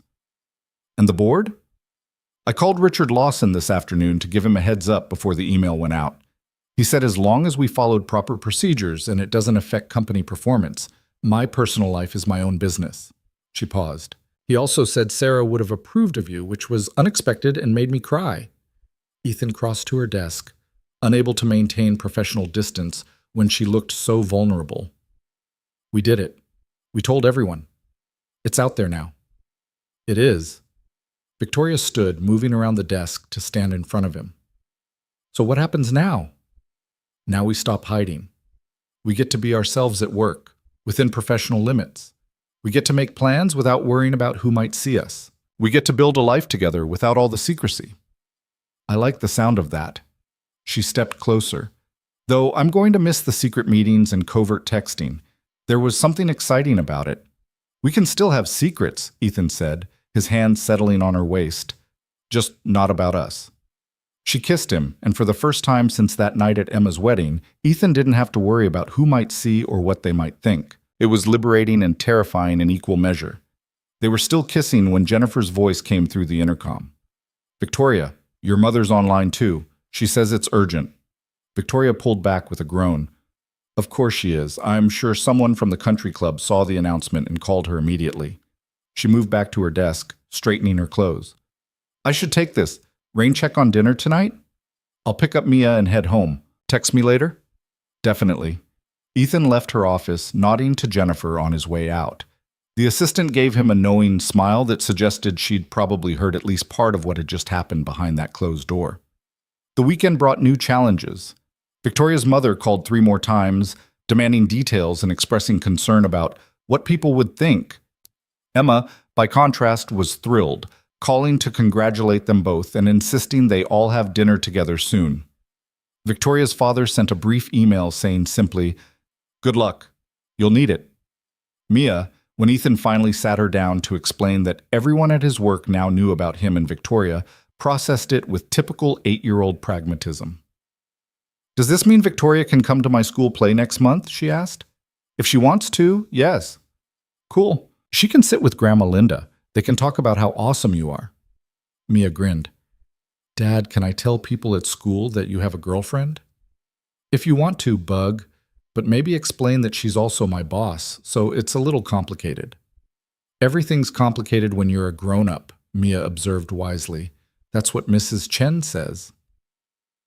Monday morning arrived with Ethan starting his new position on Michael Chen's team. His new office was smaller than a cubicle, but larger than his old desk space, with an actual door and a window overlooking the street. Michael proved to be a fair manager, treating Ethan exactly as he would any other senior coordinator, with no hint of favoritism or judgment about his relationship with Victoria. The office gossip gradually died down as days turned into weeks, and people realized that Ethan and Victoria weren't going to provide any dramatic scandals to fuel the rumor mill. They were professional at work, affectionate but appropriate, and completely transparent about their relationship status. Some colleagues warmed to them, others remained coolly distant, but most simply accepted it as the new normal and moved on with their lives. 6 weeks after the announcement, on a Saturday afternoon in early June, Victoria came to Ethan's apartment with a proposition. "Mia's at her grandmother's, right?" she asked, settling onto his couch. "Yeah, Linda took her to the zoo for the day." "Why?" "Because I want to talk to you about something, and I want to do it without an 8-year-old interrupting every 5 minutes. Victoria took a breath. "My lease is up in September. I've been thinking about not renewing it." Ethan's heart started beating faster. "Where would you go?" "I was thinking, maybe here? If you'd want that. If it's not too soon." She spoke quickly now, nervous. "I know we've only been officially together for 2 months, and conventional wisdom says we should wait at least a year before even considering moving in together. But Ethan, I'm tired of going back to an empty apartment every night. I'm tired of saying goodbye to you and Mia when all I want is to stay. And practically speaking, my place is too big for one person, and yours is getting cramped with Mia growing so fast." "Yes," Ethan interrupted. Victoria stopped mid-sentence. "Yes? Yes, move in with us. I want you here. Mia wants you here. We can look for a bigger place if you want, somewhere with space for all of us. Or we can make this work, but yes. Absolutely yes." The smile that broke across Victoria's face was incandescent. "Really? You're sure?" "I've never been more sure of anything." He pulled her into his arms. "Besides, Mia's already mentally rearranged her room to make space for your stuff. She's been planning this for weeks, apparently." Victoria laughed, the sound full of joy and relief. "She told me last week that I should just bring a suitcase every time I visit and leave things behind until I accidentally moved in." That sounds like her subtle approach to problem solving. They kissed, and this time there was no urgency or desperation, just contentment and certainty. When they pulled apart, Victoria was still smiling. "We're really doing this," she said, "building a life together, all 3 of us." "We really are. It's going to be complicated. We'll have to navigate parenting decisions, and my work schedule is insane, and you'll have to deal with my mother calling at inappropriate times, and we'll figure it out," Ethan said firmly. "Together, like we figured out everything else." That evening, when Mia came home from the zoo bursting with stories about penguins and polar bears, they told her Victoria would be moving in. Her reaction was to shriek with joy, hug them both so hard she nearly knocked Victoria over, and immediately start planning how to reorganize the apartment to accommodate their expanded family. "Victoria needs a proper desk for when she brings work home," Mia announced authoritatively. "And we should get a bigger dining table so we can all eat together comfortably. Oh, and Dad, we need better towels. Victoria can't use our old scratchy ones. They're embarrassing." "Since when do you care about towel quality?" Ethan asked, amused. "Since we're going to be a real family, and real families have nice things." Mia looked between them seriously.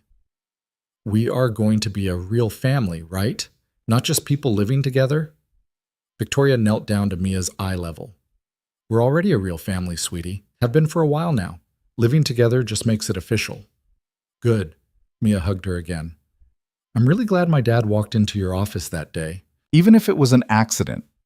Victoria met Ethan's eyes over Mia's head, and the look that passed between them held everything they couldn't say in front of an 8-year-old: gratitude and wonder, and the profound recognition that sometimes the best things in life come from the most unexpected moments. The next 3 months passed in a flurry of planning and packing. They decided to find a new place that would be theirs together rather than Victoria moving into Ethan's apartment. Something with 3 bedrooms, space for Victoria's home office, a real dining area for Mia's fantasy family dinners. They found it in August, a renovated brownstone in Bucktown with tall windows and original woodwork, close to Mia's school and an easy commute to the office. Victoria insisted on paying a larger share of the rent given her higher salary, and they had their first real argument about it before compromising on a proportional split based on income. Moving day was chaos. Emma and David came to help, along with Victoria's father, who proved surprisingly handy with furniture assembly. Mia directed operations like a tiny general, telling everyone where boxes should go and which furniture arrangements would optimize the living space. Victoria's mother even stopped by briefly, ostensibly to drop off a housewarming gift, but really to inspect the new living situation. "It's nice," Mrs. Hale said grudgingly, looking around the spacious living room. "Good bones. Excellent light." "Thank you, Mother," Victoria said carefully. Mrs. Hale turned to Ethan. "I assume you'll be making an honest woman of my daughter, eventually." "Mother?" Victoria's face went scarlet. "What?" "It's a reasonable question. You're living together, raising a child together. Seems like the next logical step." Ethan, to his credit, handled the interrogation with the same calm he'd shown at that first dinner in Wilmette. "When and if Victoria and I decide to get married, we'll let you know, Mrs. Hale. But yes, my intentions are completely honorable. See that they stay that way." But there was the ghost of a smile on Mrs. Hale's face as she left. That night, after everyone had gone and Mia was asleep in her new room, Ethan and Victoria collapsed on their new couch surrounded by half-unpacked boxes. "We did it," Victoria said, her head on his shoulder. "We actually did it." Having second thoughts? Not even for a second. She tilted her face up to kiss him. "Though your daughter informed me earlier that we need to get a dog now that we have a yard." "Of course she did. She's been lobbying for a dog since she was 5. I might have told her we'd think about it." Ethan pulled back to look at her in mock horror. "You've been corrupted. The woman who worked 90-hour weeks and ate dinner at her desk is now discussing getting a family dog." "I contain multitudes," Victoria said, echoing her words from that first real date. Besides, Mia made a very compelling argument about responsibility and companionship. She's going to have you wrapped around her little finger within a month. She already does. Victoria settled back against him. "Ethan, can I tell you something?" "Always." "That day you walked into my office and saw me crying, I was convinced my life was falling apart. I thought I'd built this amazing career but failed at everything else that mattered. I was alone and lonely and terrified that I always would be." She paused. "And then you said yes to the most ridiculous request and everything changed. You changed everything." Ethan's throat was tight. "You changed everything for me, too. I'd been sleepwalking through life for 5 years, just trying to survive and be a good dad. You woke me up, reminded me I could want more than just making it through each day." They sat in comfortable silence, the city sounds filtering through the windows of their new home. After a while, Victoria spoke again. "Your mother-in-law asked when I was going to make an honest man of you." Ethan laughed. "When did this happen?" "Yesterday, when we did that video call with her and Mia. She said Sarah would have wanted you to be happy, and if I was the one making you happy, then I should lock it down before you came to your senses." Victoria smiled. Her words, not mine. "For the record, I have come to my senses. This is my senses. You, Mia, this life we're building. This is the sanest thing I've done in years. Even when it's complicated and messy and people at work still whisper sometimes.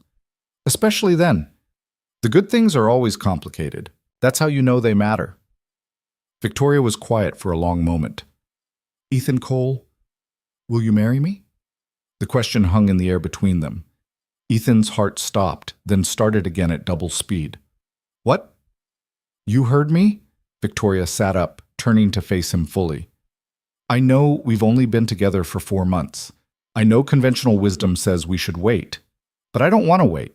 I want to wake up next to you every morning for the rest of my life. I want to help Mia with her homework and argue with you about towel quality and build a life that's ours. So I'm asking, will you marry me?" Ethan stared at her, this brilliant, impossible woman who'd crashed into his life in the most unexpected way. "Yes," he said, his voice rough with emotion. "Yes, I'll marry you, on one condition." "What's that?" He stood, pulling her up with him, and dropped to one knee on the floor of their new living room surrounded by unpacked boxes and unassembled furniture. "Let me ask you properly." Victoria's hands flew to her mouth, her eyes already bright with tears. "Victoria Hale," Ethan said, taking her hand, "you're the most brilliant, driven, complicated person I've ever met. You challenge me and inspire me and make me want to be better every single day. You love my daughter like she's your own. You've brought joy back into my life when I thought I'd never feel it again. So yes, I'll marry you, but only if you'll also marry me. What do you say?" "Yes," Victoria said, laughing and crying simultaneously. "Yes, yes, absolutely yes." He stood and kissed her, and they were both smiling too much for it to be technically effective, but neither of them cared. This was their moment, imperfect and perfect all at once. "We don't have a ring," Victoria said when they finally pulled apart. "We'll get one, or two, whatever you want. I want you. That's all I've ever wanted." A sound from the hallway made them both turn. Mia stood there in her pajamas, eyes wide. "Did you guys just get engaged?" she asked. Ethan and Victoria looked at each other, then back at Mia. "We did," Ethan confirmed. Mia's shriek of joy could probably be heard 3 blocks away. She launched herself at them, and they caught her together, the 3 of them falling back onto the couch in a laughing, crying heap. "I knew it!" Mia exclaimed. "I told Grandma Linda this was going to happen. Can I be the flower girl? Can we have the wedding at a castle? Can we get a dog and a cat?" "Slow down, Bug," Ethan said, but he was laughing. "Let us actually plan the wedding first." "We're going to need a really good wedding planner," Victoria said. "Someone organized and detail-oriented." Mia's hand shot up. "I volunteer. I have lots of ideas already. I've been planning this since Dad went to that first wedding with you." Victoria kissed the top of Mia's head. "I wouldn't want anyone else for the job." They stayed up late that night, the 3 of them, talking about wedding plans and future possibilities and all the ways their lives would change and stay the same. Mia eventually fell asleep between them, and Ethan carried her to her new room, tucking her in carefully. When he returned to the living room, Victoria was standing at the window looking out at the Chicago skyline, the city lights reflecting in the glass. "Penny, for your thoughts?" he asked, wrapping his arms around her from behind. "I'm thinking about that day in my office. How desperate I was, how broken I felt, how I never could have imagined it would lead here." She turned in his arms. "I'm thinking about how sometimes the worst moments of our lives are actually doorways to the best ones, if we're brave enough to walk through them." "You were brave," Ethan said softly. "You asked for help when you needed it. That takes courage." "We were both brave. You said yes when you could have said no. You showed up when I needed someone, and you kept showing up every day after that." They stood together in their new home, their new life spread out before them, full of possibility and promise. Outside, the city hummed with its usual nighttime energy. Inside, everything was quiet and peaceful and exactly right.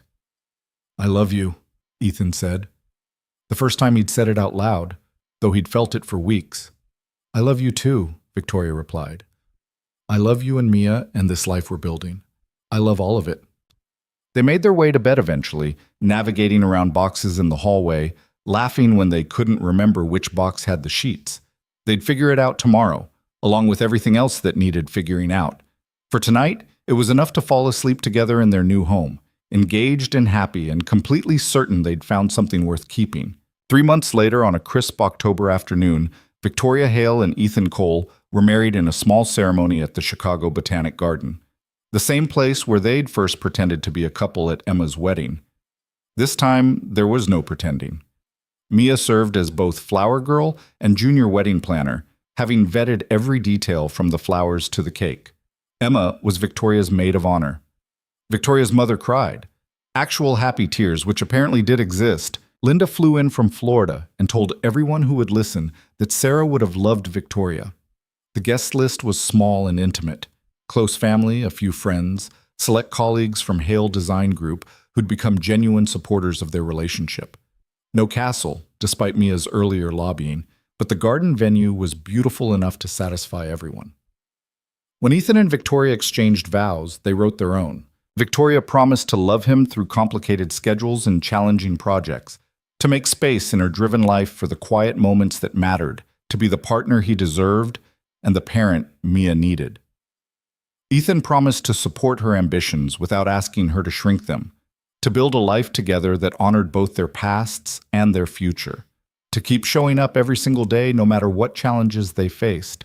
"I promise," Ethan said, his voice steady despite the emotion threatening to overwhelm him, "to love you exactly as you are, brilliant and driven and occasionally impossible, for as long as we both shall live." "I promise," Victoria replied, her own voice thick with tears, "to let you love me, to trust that I don't have to choose between success and happiness, to build a life with you and Mia that's messy and beautiful and completely ours." When they kissed, Mia cheered so loudly that the officiant had to wait several seconds before announcing them married. The small crowd laughed and applauded, and Ethan pulled his new wife and his daughter into a three-way hug that perfectly captured their unconventional, perfect family. At the reception, Victoria's mother cornered Ethan one last time. "You've made her happy," Mrs. Hale said simply. "Truly happy, in a way I wasn't sure she'd ever allow herself to be. Thank you for that." "She makes me happy too," Ethan replied. "We're lucky to have found each other." "Luck," Mrs. Hale said thoughtfully. "Perhaps.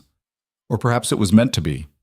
Sometimes the universe conspires to give us what we need, even when we don't know we need it."